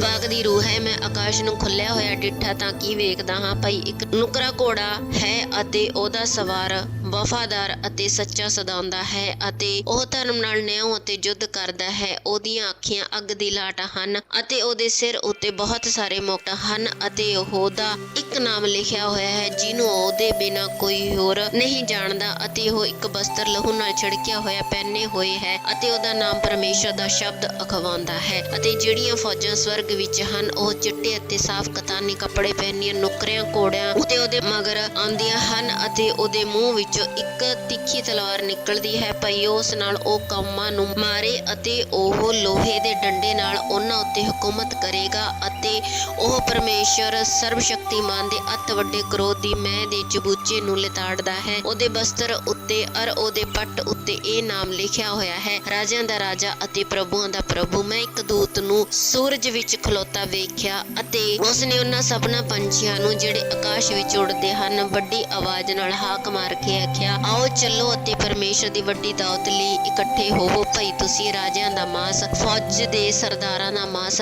ਮਹਾਬਲੀਆਂ ਦਾ ਮਾਸ, ਘੋੜਿਆਂ ਨਾਲੇ ਉਹਨਾਂ ਦੇ ਸਵਾਰਾਂ ਦਾ ਮਾਸ ਅਤੇ ਕੀ ਆਜ਼ਾਦਾਂ ਕੀ ਗੁਲਾਮਾਂ ਕੀ ਛੋਟਿਆਂ ਕੀ ਵੱਡਿਆਂ ਸਭਨਾਂ ਦਾ ਮਾਸ ਛਕੋ। ਫਿਰ ਮੈਂ ਵੇਖਿਆ ਭਈ ਉਹ ਦਰਿੰਦਾ ਅਤੇ ਧਰਤੀ ਦੇ ਰਾਜੇ ਅਤੇ ਉਹਨਾਂ ਦੀਆਂ ਫੌਜਾਂ ਇਕੱਠੀਆਂ ਹੋਈਆਂ। ਭਈ ਉਹਦੇ ਨਾਲ ਜਿਹੜਾ ਘੋੜੇ ਉੱਤੇ ਸਵਾਰ ਸੀ ਅਤੇ ਉਹਦੀ ਫੌਜ ਨਾਲ ਯੁੱਧ ਕਰਨ ਅਤੇ ਉਹ ਦਰਿੰਦਾ ਫੜਿਆ ਗਿਆ ਅਤੇ ਉਹਦੇ ਨਾਲ ਉਹ ਝੂਠਾ ਨਬੀ ਵੀ ਜਿਹਨੇ ਉਸਦੇ ਸਾਹਮਣੇ ਉਹ ਨਿਸ਼ਾਨੀਆਂ ਵਿਖਾਈਆਂ ਜਿਨ੍ਹਾਂ ਨਾਲ ਉਸਨੇ ਉਹਨਾਂ ਨੂੰ ਭਰਮਾ ਛੱਡਿਆ ਸੀ, ਜਿਨ੍ਹਾਂ ਉਸ ਦਰਿੰਦੇ ਦਾ ਦਾਗ ਲਵਾਇਆ ਸੀ, ਨਾਲੇ ਉਹਨਾਂ ਨੂੰ ਜਿਹੜੇ ਉਹਦੀ ਮੂਰਤੀ ਪੂਜਾ ਕਰਦੇ ਸਨ। ਇਹ ਦੋਵੇਂ ਉਸ ਅੱਗ ਦੀ ਝੀਲ ਵਿੱਚ ਜਿਹੜੀ ਗੰਧਕ ਨਾਲ ਬਲਦੀ ਹੈ ਜਿਉਂਦੇ ਜੀ ਸੁੱਟੇ ਗਏ ਅਤੇ ਹੋਰ ਸਭ ਉਸ ਘੋੜੇ ਦੇ ਸਵਾਰ ਦੀ ਤਲਵਾਰ ਨਾਲ ਜੋ ਉਹਦੇ ਮੂੰਹ ਵਿੱਚੋਂ ਨਿਕਲਦੀ ਸੀ ਵੱਢੇ ਗਏ ਅਤੇ ਸਾਰੇ ਪੰਛੀ ਉਹਦੇ ਮਾਸ ਨਾਲ ਰੱਜ ਗਏ। ਪ੍ਰਕਾਸ਼ ਦੀ ਪੋਥੀ ਅਧਿਆਇ 20। ਆਖਰੀ ਨਿਉ। ਮੈਂ ਇੱਕ ਦੂਤ ਨੂੰ ਥਾਂ ਕੁੰਡ ਦੀ ਕੁੰਜੀ ਅਤੇ ਇੱਕ ਵੱਡਾ ਸੰਗਲ ਆਪਣੇ ਹੱਥ ਵਿੱਚ ਲਈ ਆਕਾਸ਼ੋਂ ਉਤਰਦੇ ਵੇਖਿਆ ਅਤੇ ਉਹਨਾਂ ਨੇ ਅਜਗਰ ਨੂੰ ਅਰਥਾਤ ਉਸ ਪੁਰਾਣੇ ਸੱਪ ਨੂੰ ਜਿਹੜਾ ਇਬਲਿਸ ਅਤੇ ਸ਼ੈਤਾਨ ਹੈ ਫੜਿਆ ਅਤੇ 1000 ਵਰ੍ਹੇ ਤੀਕ ਉਹਨੂੰ ਜਕੜ ਰੱਖਿਆ ਅਤੇ ਉਹਨੂੰ ਅਥਾਹ ਕੁੰਡ ਵਿੱਚ ਸੁੱਟ ਦਿੱਤਾ ਅਤੇ ਇਹਨੂੰ ਮੁੰਦ ਕੇ ਉਹਦੇ ਉੱਤੇ ਮੋਹਰ ਲਾਈ ਭਈ ਉਹ ਕੌਮਾਂ ਨੂੰ ਫੇਰ ਨਾ ਭਰਮਾਵੇ ਜਿੰਨਾ ਚਿਰ 1000 ਵਰ੍ਹਾ ਪੂਰਾ ਨਾ ਹੋ ਲਵੇ। ਇਹਦੇ ਮਗਰੋਂ ਜ਼ਰੂਰ ਹੈ ਭਈ ਉਹ ਥੋੜੇ ਚਿਰ ਲਈ ਛੱਡਿਆ ਜਾਵੇ। ਮੈਂ ਗੱਦੀਆਂ ਵੇਖੀਆਂ ਅਤੇ ਉਹ ਉਹਨਾਂ ਉੱਤੇ ਬੈਠੇ ਹੋਏ ਸਨ ਅਤੇ ਨਿਆਂ ਕਰਨ ਦਾ ਉਹਨਾਂ ਨੂੰ ਅਖਤਿਆਰ ਦਿੱਤਾ ਗਿਆ ਅਤੇ ਮੈਂ ਉਹਨਾਂ ਦੇ ਜੀਵਾਂ ਨੂੰ ਵੇਖਿਆ ਜਿਨ੍ਹਾਂ ਦੇ ਸਿਰ ਯਿਸੂ ਦੀ ਗਵਾਹੀ ਦੇ ਕਾਰਨ ਅਤੇ ਪਰਮੇਸ਼ਰ ਦੇ ਬਚਨ ਦੇ ਕਾਰਨ ਵੱਢੇ ਗਏ ਸਨ ਅਤੇ ਜਿਨ੍ਹਾਂ ਉਸ ਦਰਿੰਦੇ ਦੀ ਜਾਂ ਉਹਦੀ ਮੂਰਤੀ ਦੀ ਪੂਜਾ ਨਹੀਂ ਕੀਤੀ ਸੀ ਅਤੇ ਉਹ ਦਾਗ ਆਪਣੇ ਮੱਥੇ ਅਤੇ ਆਪਣੇ ਹੱਥ ਉੱਤੇ ਨਹੀਂ ਲਵਾਇਆ ਸੀ। ਉਹ ਜੀ ਉੱਠੇ ਤੇ 1000 ਵਰੇ ਮਸੀਹ ਦੇ ਨਾਲ ਰਾਜ ਕਰਦੇ ਰਹੇ। ਬਾਕੀ ਦੇ ਮੁਰਦੇ 1000 ਵਰੇ ਦੇ ਪੂਰੇ ਹੋਣ ਤੀਕ ਜੀ ਨਾ ਉੱਠੇ। ਇਹ ਪਹਿਲੀ ਕਿਆਮਤ ਹੈ। ਧਨ ਅਤੇ ਪਵਿੱਤਰ ਉਹ ਜਿਹੜਾ ਪਹਿਲੀ ਕਿਆਮਤ ਵਿੱਚ ਸ਼ਾਮਿਲ ਹੈ। ਇਹਨਾਂ ਉੱਤੇ ਦੂਈ ਮੌਤ ਦਾ ਕੁਝ ਵਸ ਨਹੀਂ, ਸਗੋਂ ਉਹ ਪਰਮੇਸ਼ਰ ਅਤੇ ਮਸੀਹ ਦੇ ਜਾਜਕ ਹੋਣਗੇ ਅਤੇ ਉਹਦੇ ਨਾਲ 1000 ਵਰੇ ਰਾਜ ਕਰਨਗੇ। ਜਦੋਂ 1000 ਵਰਾ ਪੂਰਾ ਹੋ ਗਿਆ ਤਾਂ ਸ਼ੈਤਾਨ ਆਪਣੀ ਕੈਦ ਤੋਂ ਛੱਡਿਆ ਜਾਵੇਗਾ ਅਤੇ ਉਹਨਾਂ ਕੌਮਾਂ ਨੂੰ ਜਿਹੜੀਆਂ ਧਰਤੀ ਦੀਆਂ ਚੌਹਾਂ ਕੁੰਟਾਂ ਵਿੱਚ ਹਨ, ਅਰਥਾਤ ਗੋਗ ਅਤੇ ਮਗੋਗ ਨੂੰ ਭਰਮਾਉਣ ਲਈ ਨਿਕਲੇਗਾ। ਭਈ ਉਹਨਾਂ ਨੂੰ ਯੁੱਧ ਲਈ ਇਕੱਠਿਆਂ ਕਰੇ। ਉਹਨਾਂ ਦੀ ਗਿਣਤੀ ਸਮੁੰਦਰ ਦੀ ਰੇਤ ਜਿੰਨੀ ਹੈ। ਉਹ ਸਾਰੀ ਧਰਤੀ ਉੱਤੇ ਚੜ੍ਹ ਪਏ ਅਤੇ ਸੰਤਾਂ ਦੇ ਡੇਰੇ ਅਤੇ ਨਿਆਰੀ ਅਤੇ ਪਿਆਰੀ ਨਗਰੀ ਨੂੰ ਘੇਰਾ ਪਾ ਲਿਆ ਤੇ ਆਕਾਸ਼ ਉੱਤੋਂ ਅੱਗ ਉਤਰੀ ਅਤੇ ਉਹਨਾਂ ਨੂੰ ਚੱਟ ਕਰ ਗਈ। ਅਤੇ ਸ਼ੈਤਾਨ ਜੀ ਨੇ ਉਹਨਾਂ ਨੂੰ ਭਰਮਾਇਆ ਸੀ ਅੱਗ ਅਤੇ ਗੰਧਕ ਦੀ ਝੀਲ ਵਿੱਚ ਸੁੱਟਿਆ ਗਿਆ, ਜਿੱਥੇ ਉਹ ਦਰਿੰਦਾ ਅਤੇ ਝੂਠਾ ਨਬੀ ਹੈ ਤੇ ਰਾਤ ਦਿਨ ਉਹ ਜੁਗੋ ਜੁਗ ਕਸ਼ਟ ਭੋਗਣਗੇ। ਫਿਰ ਮੈਂ ਇੱਕ ਵੱਡਾ ਅਤੇ ਚਿੱਟਾ ਸਿੰਘਾਸਨ ਅਤੇ ਉਹਨਾਂ ਨੂੰ ਜਿਹੜਾ ਉਸ ਉੱਤੇ ਬਿਰਾਜਮਾਨ ਸੀ ਵੇਖਿਆ, ਜਿਹਦੇ ਸਾਹਮਣੇ ਧਰਤੀ ਅਤੇ ਆਕਾਸ਼ ਨਸ ਗਏ ਅਤੇ ਉਹਨਾਂ ਦੇ ਲਈ ਕੋਈ ਥਾਂ ਨਾ ਮਿਲਿਆ। ਅਤੇ ਮੈਂ ਮੁਰਦਿਆਂ ਨੂੰ ਕੀ ਵੱਡੇ ਕੀ ਛੋਟੇ ਸਿੰਘਾਸਨ ਦੇ ਅੱਗੇ ਖਲੋਤਿਆਂ ਵੇਖਿਆ ਤੇ ਪੋਥੀਆਂ ਖੋਲੀਆਂ ਗਈਆਂ ਤੇ ਇੱਕ ਹੋਰ ਪੋਥੀ ਜਿਹੜੀ ਜੀਵਨ ਦੀ ਪੋਥੀ ਹੈ ਖੋਲੀ ਗਈ ਤੇ ਮੁਰਦਿਆਂ ਦੇ ਨਿਉ ਪੋਥੀਆਂ ਵਿੱਚ ਲਿਖੀਆਂ ਹੋਈਆਂ ਗੱਲਾਂ ਤੋਂ ਉਹਨਾਂ ਦੀਆਂ ਕਰਨੀਆਂ ਦੇ ਅਨੁਸਾਰ ਕੀਤਾ ਗਿਆ। ਅਤੇ ਸਮੁੰਦਰ ਨੇ ਉਹ ਮੁਰਦੇ ਜਿਹੜੇ ਉਸ ਦੇ ਵਿੱਚ ਸਨ ਮੋੜ ਦਿੱਤੇ ਅਤੇ ਕਾਲ ਅਤੇ ਪਤਾਲ ਨੇ ਉਹ ਮੁਰਦੇ ਜਿਹੜੇ ਉਹਨਾਂ ਵਿੱਚ ਸਨ ਮੋੜ ਦਿੱਤੇ ਅਤੇ ਹਰੇਕ ਦਾ ਨਿਉ ਉਹਨਾਂ ਦੇ ਕਰਨੀਆਂ ਅਨੁਸਾਰ ਕੀਤਾ ਗਿਆ। ਤਾਂ ਕਾਲ ਅਤੇ ਪਤਾਲ ਅੱਗ ਦੀ ਝੀਲ ਵਿੱਚ ਸੁੱਟੇ ਗਏ। ਇਹ ਦੂਈ ਮੌਤ ਹੈ, ਅਰਥਾਤ ਅੱਗ ਦੀ ਝੀਲ। ਅਤੇ ਜੋ ਕੋਈ ਜੀਵਨ ਦੀ ਪੋਥੀ ਵਿੱਚ ਲਿਖਿਆ ਹੋਇਆ ਨਾ ਲੱਭਾ ਉਹ ਅੱਗ ਦੀ ਝੀਲ ਵਿੱਚ ਸੁੱਟਿਆ ਗਿਆ। ਆਮੀਨ। ਪ੍ਰਕਾਸ਼ ਦੀ ਪੋਥੀ ਅਧਿਆਇ 21। ਨਵਾਂ ਆਕਾਸ਼ ਅਤੇ ਨਵੀਂ ਧਰਤੀ। ਤਾਂ ਮੈਂ ਨਵਾਂ ਆਕਾਸ਼ ਅਤੇ ਨਵੀਂ ਧਰਤੀ ਵੇਖੀ, ਕਿਉਂ ਜੋ ਪਹਿਲਾ ਆਕਾਸ਼ ਅਤੇ ਪਹਿਲੀ ਧਰਤੀ ਜਾਂਦੀ ਰਹੀ ਹੈ ਅਤੇ ਹੁਣ ਅਗਾਹਾਂ ਨੂੰ ਸਮੁੰਦਰ ਹੈ ਨਹੀਂ। ਅਤੇ ਮੈਂ ਪਵਿੱਤਰ ਨਗਰੀ ਨਵੀਂ ਯਰੂਸ਼ਲਮ ਨੂੰ ਇਉਂ ਤਿਆਰ ਕੀਤੀ ਹੋਈ ਮਾਨੋ ਲਾੜੀ ਆਪਣੇ ਲਾੜੇ ਲਈ ਸ਼ਿੰਗਾਰੀ ਹੋਈ ਹੈ, ਪਰਮੇਸ਼ਰ ਦੇ ਕੋਲੋਂ ਆਕਾਸ਼ਾਂ ਉਤਰਦੀ ਨੂੰ ਵੇਖਿਆ। ਅਤੇ ਮੈਂ ਸਿੰਘਾਸਨ ਤੋਂ ਇੱਕ ਵੱਡੀ ਆਵਾਜ਼ ਇਹ ਆਖਦੀ ਸੁਣੀ ਪਈ, ਵੇਖ, ਪਰਮੇਸ਼ਰ ਦਾ ਡੇਰਾ ਮਨੁੱਖਾਂ ਦੇ ਨਾਲ ਹੈ ਅਤੇ ਉਹ ਉਹਨਾਂ ਨਾਲ ਡੇਰਾ ਕਰੇਗਾ ਅਤੇ ਉਹ ਉਸ ਦੀ ਪ੍ਰਜਾ ਹੋਣਗੇ ਤੇ ਪਰਮੇਸ਼ਰ ਆਪ ਉਹਨਾਂ ਦਾ ਪਰਮੇਸ਼ਰ ਹੋ ਕੇ ਉਹਨਾਂ ਦੇ ਨਾਲ ਰਹੇਗਾ ਅਤੇ ਉਹ ਉਹਨਾਂ ਦੀ ਅੱਖਾਂ ਤੋਂ ਹਰੇਕ ਅੰਜੂ ਪੂੰਝੇਗਾ। ਅਤੇ ਹੁਣ ਅਗਾਹਾਂ ਨੂੰ ਮੌਤ ਨਾ ਹੋਵੇਗੀ, ਨਾ ਅਗਾਹਾਂ ਨੂੰ ਸੋਗ, ਨਾ ਰੋਣਾ, ਨਾ ਦੁੱਖ ਹੋਵੇਗਾ। ਪਹਿਲੀਆਂ ਗੱਲਾਂ ਜਾਂਦੀਆਂ ਰਹੀਆਂ। ਅਤੇ ਉਹ ਜਿਹੜਾ ਸਿੰਘਾਸਨ ਉੱਤੇ ਵਿਰਾਜਮਾਨ ਹੈ ਬੋਲਿਆ, ਵੇਖ, ਮੈਂ ਸਭ ਕੁਝ ਨਵਾਂ ਬਣਾਉਂਦਾ ਹਾਂ। ਅਤੇ ਉਹਨਾਂ ਆਖਿਆ, ਲਿਖ, ਕਿਉਂ ਜੇ ਇਹ ਬਚਨ ਨਿਹਚਾ ਜੋਗ ਅਤੇ ਸੱਤ ਹਨ। ਅਤੇ ਹੁਣ ਮੈਨੂੰ ਆਖਿਆ ਹੋ ਗਿਆ ਹੈ, ਮੈਂ ਅਲਫਾ ਤੇ ਓਮੇਗਾ, ਆਦਿ ਅਤੇ ਅੰਤ ਹਾਂ। ਜਿਹੜਾ ਧਿਆਇਆ ਹੈ ਮੈਂ ਉਹਨੂੰ ਅੰਮ੍ਰਿਤ ਜਲ ਦੇ ਸੋਤੇ ਵਿੱਚ ਮੁਫਤ ਪਿਆਵਾਂਗਾ। ਜਿਹੜਾ ਜਿੱਤਣ ਵਾਲਾ ਹੈ ਉਹ ਇਹਨਾਂ ਪਦਾਰਥਾਂ ਦਾ ਅਧਿਕਾਰੀ ਹੋਵੇਗਾ ਅਤੇ ਮੈਂ ਉਹਨਾਂ ਦਾ ਪਰਮੇਸ਼ਰ ਹੋਵਾਂਗਾ ਅਤੇ ਉਹ ਮੇਰਾ ਪੁੱਤਰ ਹੋਵੇਗਾ। ਪਰ ਡਰਾਕਲਾਂ, ਬੇਪਰਤੀਤੀਆਂ, ਘਿਨਾਉਣੀਆਂ, ਖੂਨੀਆਂ, ਹਰਾਮਕਾਰਾਂ, ਜਾਦੂਗਰਾਂ, ਮੂਰਤੀ ਪੂਜਕਾਂ ਅਤੇ ਸਾਰਿਆਂ ਝੂਠਿਆਂ ਦਾ ਹਿੱਸਾ ਉਸ ਝੀਲ ਵਿੱਚ ਹੋਵੇਗਾ ਜਿਹੜੀ ਅੱਗ ਅਤੇ ਗੰਧਕ ਨਾਲ ਬਲਦੀ ਹੈ। ਇਹ ਦੂਈ ਮੌਤ ਹੈ। ਜਿਨ੍ਹਾਂ 7 ਦੂਤਾਂ ਕੋਲੋਂ 7 ਕਟੋਰੇ ਸਨ ਅਤੇ ਜਿਹੜੇ ਛੇਕੜੇਲਿਆਂ 7 ਬਵਾਂ ਨੂੰ ਲਏ ਹੋਏ ਸਨ, ਉਹਨਾਂ ਵਿੱਚੋਂ ਇੱਕ ਨੇ ਆਣ ਕੇ ਮੇਰੇ ਨਾਲ ਗੱਲ ਕੀਤੀ, ਭਈ ਉਰੇ ਆ, ਮੈਂ ਤੈਨੂੰ ਲਾੜੀ ਵਿਖਾਵਾਂ ਜਿਹੜੀ ਲੇਲੇ ਦੀ ਪਤਨੀ ਹੈ। ਤਾਂ ਉਹ ਮੈਨੂੰ ਆਤਮਾ ਵਿੱਚ ਇੱਕ ਵੱਡੇ ਅਤੇ ਉੱਚੇ ਪਹਾੜ ਉੱਤੇ ਲੈ ਗਿਆ ਤੇ ਉਸ ਨੇ ਉਹ ਪਵਿੱਤਰ ਨਗਰੀ ਯਰੂਸ਼ਲਮ ਪਰਮੇਸ਼ਰ ਕੋਲੋਂ ਆਕਾਸ਼ੋਂ ਉਤਰਦੀ ਮੈਨੂੰ ਵਿਖਾਈ, ਜਿਹਦੇ ਵਿੱਚ ਪਰਮੇਸ਼ਰ ਦਾ ਤੇਜ ਸੀ। ਉਹਦੀ ਜੋਤ ਅਤ ਭਾਰੇ ਮੁੱਲ ਦੀ ਜਵਾਹਰ ਵਰਗੀ ਸੀ, ਅਰਥਾਤ ਪੁਖਰਾਜ ਪੱਥਰ ਜਿਹੀ ਜੋ ਬਲੌਰ ਦੀ ਨਿਆਈ ਨਿਰਮਲ ਹੋਵੇ। ਅਤੇ ਉਹਦੀ ਵੱਡੀ ਅਤੇ ਉੱਚੀ ਸਫੀਲ ਹੈ ਅਤੇ ਉਹਦੇ 12 ਦਰਵਾਜ਼ੇ ਹਨ ਅਤੇ ਉਹਨਾਂ ਦਰਵਾਜ਼ਿਆਂ ਉੱਤੇ 12 ਦੂਤ ਅਤੇ ਉਹਨਾਂ ਉੱਤੇ ਨਾਂ ਲਿਖੇ ਹੋਏ ਸਨ, ਜਿਹੜੇ ਇਸਰਾਏਲ ਦੇ ਵੰਸ਼ ਦੀਆਂ 12 ਗੋਤਾਂ ਦੇ ਨਾਂ ਹਨ। ਚੜ੍ਹਦੀ ਵੱਲ 3 ਦਰਵਾਜ਼ੇ ਅਤੇ ਉੱਤਰ ਵੱਲੇ 3 ਦਰਵਾਜ਼ੇ ਅਤੇ ਦੱਖਣ ਵੱਲੇ 3 ਦਰਵਾਜ਼ੇ ਅਤੇ ਲਹਿੰਦੇ ਵੱਲੇ 3 ਦਰਵਾਜ਼ੇ ਹਨ। ਅਤੇ ਉਸ ਨਗਰੀ ਦੀ ਸਫੀਲ ਦੀਆਂ 12 ਨੀਹਾਂ ਹਨ ਅਤੇ ਉਹਨਾਂ ਉੱਤੇ ਲੇਲੇ ਦੇ 12 ਰਸੂਲਾਂ ਦੇ ਨਾਂ ਹਨ। ਮੇਰੇ ਨਾਲ ਜਿਹੜਾ ਗੱਲ ਕਰਦਾ ਸੀ ਉਹਦੇ ਕੋਲ ਇੱਕ ਨਾਪ ਅਰਥਾਤ ਇੱਕ ਸੋਨੇ ਦਾ ਕਾਨਾ ਸੀ, ਭਈ ਉਹ ਉਸ ਨਗਰੀ ਦੀ ਅਤੇ ਉਹਦਿਆਂ ਦਰਵਾਜ਼ਿਆਂ ਦੀ ਅਤੇ ਉਹਦੀ ਸਫੀਲ ਦੀ ਮਿਣਤੀ ਕਰੇ। ਅਤੇ ਉਹ ਨਗਰੀ ਚੌਰਸ ਬਣੀ ਹੋਈ ਹੈ ਅਤੇ ਜਿੰਨੀ ਉਹਦੀ ਚੌੜਾਈ ਹੈ ਓਨੀ ਹੀ ਉਹਦੀ ਲੰਬਾਈ ਹੈ। ਅਤੇ ਉਸ ਨੇ ਨਗਰੀ ਨੂੰ ਕਾਨੇ ਨਾਲ ਮਿਣਿਆ ਅਤੇ 1100 ਕੋਹ ਨਿਕਲੀ। ਉਹਦੀ ਲੰਬਾਈ ਅਤੇ ਚੌੜਾਈ ਅਤੇ ਉਚਾਈ ਇੱਕੋ ਜਿਹੀ ਹੈ। ਅਤੇ ਉਸ ਨੇ ਉਹਦੀ ਸਫੀਲ ਨੂੰ ਮਨੁੱਖ ਦੇ ਅਰਥਾਤ ਦੂਤ ਦੇ ਨਾਪ ਦੇ ਅਨੁਸਾਰ ਮਿਣਿਆ, 144 ਹੱਥ ਨਿਕਲੀ। ਅਤੇ ਉਹਦੀ ਸਫੀਲ ਦੀ ਚਿਣਾਈ ਜਸ਼ਬ ਦੀ ਸੀ ਅਤੇ ਉਹਦੀ ਨਗਰੀ ਨਖਾਲਸ ਸੋਨੇ ਦੀ ਸੀ। ਸਾਫ਼ ਸ਼ੀਸ਼ੇ ਦੀ ਨਿਆਈ ਉਸ ਨਗਰੀ ਦੀ ਸਫੀਲ ਦੀਆਂ ਨੀਹਾਂ ਹਰ ਪ੍ਰਕਾਰ ਦੇ ਜਵਾਹਰ ਨਾਲ ਜੜੀਆਂ ਹੋਈਆਂ ਸਨ। ਪਹਿਲੀ ਨੀਂਹ ਯਸ਼ਬ ਦੀ ਸੀ, ਦੂਜੀ ਨੀਲਮ ਦੀ, ਤੀਜੀ ਦੁਧੀਆ ਅਕੀਕ ਦੀ, ਚੌਥੀ ਪੰਨੇ ਦੀ, ਪੰਜਵੀਂ ਸੁਲੇਮਾਨੀ ਦੀ, ਛੇਵੀਂ ਲਾਲ ਅਕੀਕ ਦੀ, ਸੱਤਵੀਂ ਜ਼ਬਰਜਦ ਦੀ, ਅੱਠਵੀਂ ਬਹਿਰੂਜ ਦੀ, ਨੌਵੀਂ ਸੁਨਹਿਲੀ ਦੀ, 10ਵੀਂ ਹਰੇ ਅਕੀਕ ਦੀ, 11ਵੀਂ ਜਰਕਨ ਦੀ, 12ਵੀਂ ਕਟਹਲੇ ਦੀ ਅਤੇ 12 ਦਰਵਾਜ਼ੇ 12 ਮੋਤੀ ਸਨ।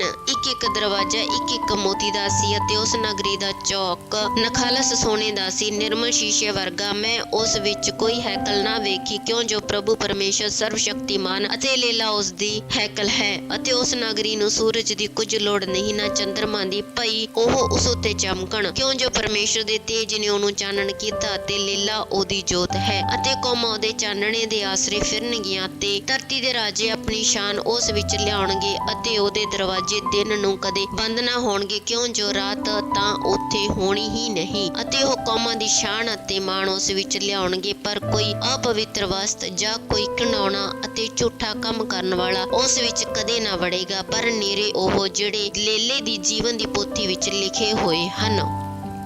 ਪ੍ਰਕਾਸ਼ ਦੀ ਪੋਥੀ ਅਧਿਆਇ 22। ਜੀਵਨ ਦਾ ਬਿਰਛ, ਸਮਾਂ ਨੇੜੇ ਹੈ। ਉਸ ਨੇ ਅੰਮ੍ਰਿਤ ਜਲ ਦੀ ਇੱਕ ਨਦੀ ਬਲੌਰ ਵਾਂਗੂ ਉੱਜਲ ਪਰਮੇਸ਼ਰ ਅਤੇ ਲੀਲੇ ਦੇ ਸਿੰਘਾਸਨ ਵਿੱਚੋਂ ਨਿਕਲਦੀ ਉਸ ਨਗਰੀ ਦੇ ਚੌਂਕ ਦੇ ਵਿਚਕਾਰ ਮੈਨੂੰ ਵਿਖਾਈ। ਉਸ ਨਦੀ ਦੇ ਉਰਾਰ ਪਾਰ ਜੀਵਨ ਦਾ ਬਿਰਛ ਹੈ, ਜਿਹਨੂੰ 12 ਪ੍ਰਕਾਰ ਦੇ ਫਲ ਲੱਗਦੇ ਹਨ ਅਤੇ ਆਪਣਾ ਫਲ ਮਹੀਨਾ ਦਿੰਦਾ ਹੈ ਅਤੇ ਉਸ ਬਿਰਛ ਦੇ ਪੱਤੇ ਕੌਮਾਂ ਦੇ ਇਲਾਜ ਦੇ ਲਈ ਹਨ। ਅਤੇ ਹੁਣ ਅਗਾਂਹ ਨੂੰ ਕੋਈ ਸ਼ਰਾਪ ਨਾ ਹੋਵੇਗਾ ਤੇ ਪਰਮੇਸ਼ਰ ਅਤੇ ਲੀਲੇ ਦਾ ਸਿੰਘਾਸਨ ਉਸ ਵਿੱਚ ਹੋਵੇਗਾ ਅਤੇ ਉਸ ਦੇ ਦਾਸ ਉਹਦੀ ਉਪਾਸਨਾ ਕਰਨਗੇ ਅਤੇ ਉਹਦਾ ਦਰਸ਼ਨ ਪਾਉਣਗੇ ਅਤੇ ਉਹਦਾ ਨਾਮ ਉਹਨਾਂ ਦੇ ਮੱਥਿਆਂ ਉੱਤੇ ਹੋਵੇਗਾ। ਅਤੇ ਹੁਣ ਅਗਾਂਹ ਨੂੰ ਰਾਤ ਨਾ ਹੋਵੇਗੀ ਅਤੇ ਉਹਨਾਂ ਨੂੰ ਦੀਵੇ ਦੀ ਲੋ, ਸਗੋਂ ਸੂਰਜ ਦੇ ਚਾਨਣ ਦੀ ਕੁਝ ਲੋੜ ਨਹੀਂ, ਕਿਉਂ ਜੋ ਪ੍ਰਭੂ ਪਰਮੇਸ਼ਰ ਉਹਨਾਂ ਨੂੰ ਚਾਨਣ ਕਰੇਗਾ ਅਤੇ ਉਹ ਜੁਗ ਜੁਗ ਰਾਜ ਕਰਨਗੇ। ਫਿਰ ਉਹਨੇ ਮੈਨੂੰ ਆਖਿਆ, ਇਹ ਬਚਨ ਨੀਚਾ ਯੁਗ ਅਤੇ ਸੱਤ ਹਨ ਅਤੇ ਪ੍ਰਭੂ ਨੇ ਜਿਹੜਾ ਨਬੀਆਂ ਦੀਆਂ ਆਤਮਿਆਂ ਦਾ ਪਰਮੇਸ਼ਰ ਹੈ ਆਪਣਾ ਦੂਤ ਘੱਲਿਆ, ਭਈ ਜਿਹੜੀਆਂ ਗੱਲਾਂ ਛੇਤੀ ਹੋਣੀਆਂ ਹਨ ਸੋ ਆਪਣੇ ਦਾਸਾਂ ਨੂੰ ਵਿਖਾਵੇ। ਵੇਖ ਮੈਂ ਛੇਤੀ ਆਉਂਦਾ ਹਾਂ। ਧੰਨ ਉਹ ਜਿਹੜਾ ਇਸ ਪੋਥੀ ਦਾ ਗਮ ਵਾਕ ਦੀਆਂ ਗੱਲਾਂ ਦੀ ਪਾਲਣਾ ਕਰਦਾ ਹੈ। ਮੈਂ ਯਹੋਨਾ ਉਹ ਹਾਂ ਜੀ ਨੇ ਇਹਨਾਂ ਗੱਲਾਂ ਨੂੰ ਸੁਣਿਆ ਤੇ ਵੇਖਿਆ। ਜਾਂ ਮੈਂ ਸੁਣਿਆ ਅਤੇ ਵੇਖਿਆ ਤਾਂ ਮੈਂ ਮੱਥਾ ਟੇਕਣ ਲਈ ਡਿੱਗ ਕੇ ਉਸ ਦੂਤ ਦੇ ਪੈਰਾਂ ਉੱਤੇ ਪਿਆ ਜਿਨ ਮੈਨੂੰ ਇਹ ਗੱਲਾਂ ਵਿਖਾਈਆਂ ਸਨ। ਤਾਂ ਉਸ ਮੈਨੂੰ ਆਖਿਆ, ਭਈ ਇਉਂ ਨਾ ਕਰ, ਮੈਂ ਤਾਂ ਤੇਰੇ ਅਤੇ ਨਬੀਆਂ ਦੇ ਜੋ ਤੇਰੇ ਭਰਾ ਹਨ ਅਤੇ ਉਹਨਾਂ ਦੇ ਜਿਹੜੇ ਇਸ ਪੋਥੀ ਦੀਆਂ ਗੱਲਾਂ ਦੀ ਪਾਲਣਾ ਕਰਦੇ ਹਨ ਨਾਲ ਦਾ ਦਾਸ ਹਾਂ। ਪਰਮੇਸ਼ਰ ਨੂੰ ਮੱਥਾ ਟੇਕ। ਤਾਂ ਉਸ ਮੈਨੂੰ ਆਖਿਆ, ਭਈ ਇਸ ਪੋਥੀ ਦੇ ਗਮ ਵਾਕ ਦੀਆਂ ਬਾਣੀਆਂ ਉੱਤੇ ਮੋਹਰ ਨਾ ਲਾ, ਕਿਉਂ ਜੋ ਸਮਾਂ ਨੇੜੇ ਹੈ। ਜਿਹੜਾ ਕੁਧਰਮੀ ਹੈ ਉਹ ਅਗਾਂਹ ਨੂੰ ਕੁਧਰਮ ਕਰੀ ਜਾਏ ਅਤੇ ਜਿਹੜਾ ਪਲੀਤ ਹੈ ਉਹ ਅਗਾਂਹ ਨੂੰ ਪਲੀਤ ਹੋਈ ਜਾਏ ਅਤੇ ਜਿਹੜਾ ਧਰਮੀ ਉਹ ਅਗਾਂਹ ਨੂੰ ਧਰਮ ਕਰੀ ਜਾਏ ਅਤੇ ਜਿਹੜਾ ਪਵਿੱਤਰ ਹੈ ਉਹ ਅਗਾਂਹ ਨੂੰ ਪਵਿੱਤਰ ਹੋਈ ਜਾਏ। ਵੇਖ ਮੈਂ ਛੇਤੀ ਆਉਂਦਾ ਹਾਂ ਤੇ ਫਲ ਮੇਰੇ ਕੋਲ ਹੈ, ਭਈ ਮੈਂ ਹਰੇਕ ਨੂੰ ਜਿਹਾ ਜਿਸ ਦਾ ਕੰਮ ਹੈ ਤਿਹਾ ਉਹਨੂੰ ਬਦਲਾ ਦਿਆਂ। ਮੈਂ ਅਲਫਾ ਤੇ ਓਮੇਗਾ, ਪਹਿਲਾ ਅਤੇ ਪਿਛਲਾ, ਆਦਿ ਅਤੇ ਅੰਤ ਹਾਂ। ਤਾਂ ਉਹ ਜਿਹੜੇ ਆਪਣੇ ਵਸਤਰ ਧੋ ਲੈਂਦੇ ਹਨ, ਭਈ ਉਹਨਾਂ ਨੂੰ ਜੀਵਨ ਦੇ ਬਿਰਛ ਦੇ ਉੱਤੇ ਹੱਕ ਹੋਵੇ ਅਤੇ ਉਹ ਦਰਵਾਜ਼ਿਆਂ ਥਾਣੀ ਉਸ ਨਗਰੀ ਦੇ ਅੰਦਰ ਜਾਣ। ਬਾਹਰ ਹਨ ਕੁੱਤੇ, ਜਾਦੂਗਰ, ਹਰਾਮਕਾਰੀ, ਖੂਨੀ, ਮੂਰਤੀ ਪੂਜਕ ਅਤੇ ਹਰ ਕੋਈ ਜਿਹੜਾ ਝੂਠ ਨੂੰ ਪਸੰਦ ਕਰਦਾ ਅਤੇ ਕਮਾਉਂਦਾ ਹੈ। ਮੈਂ ਯੀਸ਼ੂ ਨੇ ਕਲੀਸਿਆ ਦੇ ਲਈ ਇਹਨਾਂ ਗੱਲਾਂ ਦੀ ਸਾਖੀ ਦੇਣ ਨੂੰ ਤੁਹਾਡੇ ਕੋਲ ਆਪਣਾ ਦੂਤ ਘੱਲਿਆ ਹੈ। ਮੈਂ ਦਾਊਦ ਦੀ ਜੜ ਅਤੇ ਅੰਸ਼ ਹਾਂ। ਮੈਂ ਸਵੇਰ ਦਾ ਉਜਲਾ ਤਾਰਾ ਹਾਂ। ਆਤਮਾ ਤੇ ਲਾੜੀ ਆਖਦੀ ਹੈ, ਆਓ। ਜਿਹੜਾ ਸੁਣਦਾ ਹੋਵੇ ਉਹ ਕਹੇ ਆਓ, ਅਤੇ ਜਿਹੜਾ ਤਿਹਾਇਆ ਹੋਵੇ ਉਹ ਆਵੇ। ਜਿਹੜਾ ਚਾਹੇ ਅੰਮ੍ਰਿਤ ਜਲ ਮੁਕਤ ਲਵੇ। ਮੈਂ ਹਰ ਇੱਕ ਦੇ ਅੱਗੇ ਜਿਹੜਾ ਇਸ ਪੋਥੀ ਦੇ ਅਗੰਮ ਵਾਕ ਦੀਆਂ ਬਾਣੀਆਂ ਸੁਣਦਾ ਹੈ ਸਾਖੀ ਦਿੰਦਾ ਹਾਂ। ਜੇ ਕੋਈ ਇਹਨਾਂ ਵਿੱਚੋਂ ਕੁਝ ਵਧਾਵੇ ਤਾਂ ਉਹ ਬਾਵਾਂ ਜਿਹੜੀਆਂ ਇਸ ਪੋਥੀ ਵਿੱਚ ਲਿਖੀਆਂ ਹੋਈਆਂ ਹਨ ਪਰਮੇਸ਼ਰ ਉਸ ਉੱਤੇ ਵਧਾਵੇਗਾ, ਤੇ ਜੋ ਕੋਈ ਇਸ ਅਗੰਮ ਵਾਕ ਦੀਆਂ ਪੋਥੀ ਦੀਆਂ ਬਾਣੀਆਂ ਵਿੱਚ ਕੁਝ ਘਟਾਵੇ ਤਾਂ ਜੀਵਨ ਦੇ ਬਿਰਛ ਤੋਂ ਅਤੇ ਪਵਿੱਤਰ ਨਗਰੀ ਵਿੱਚੋਂ ਅਰਥਾਤ ਉਹਨਾਂ ਗੱਲਾਂ ਵਿੱਚੋਂ ਜਿਹੜੀਆਂ ਇਸ ਪੋਥੀ ਵਿੱਚ ਲਿਖੀਆਂ ਹੋਈਆਂ ਹਨ ਪਰਮੇਸ਼ਰ ਉਹਦਾ ਹਿੱਸਾ ਘਟਾਵੇਗਾ। ਜਿਹੜਾ ਇਹਨਾਂ ਗੱਲਾਂ ਦੀ ਸਾਖੀ ਦਿੰਦਾ ਹੈ ਉਹ ਆਖਦਾ ਹੈ, ਭਈ ਮੈਂ ਹਾਂ, ਮੈਂ ਛੇਤੀ ਆਉਂਦਾ ਹਾਂ। ਆਮੀਨ। ਹੇ ਪ੍ਰਭੂ ਯੀਸ਼ੂ ਆਓ। ਪ੍ਰਭੂ ਯੀਸ਼ੂ ਦੀ ਕਿਰਪਾ ਸੰਤਾਂ ਦੇ ਉੱਤੇ ਹੋਵੇ। ਆਮੀਨ।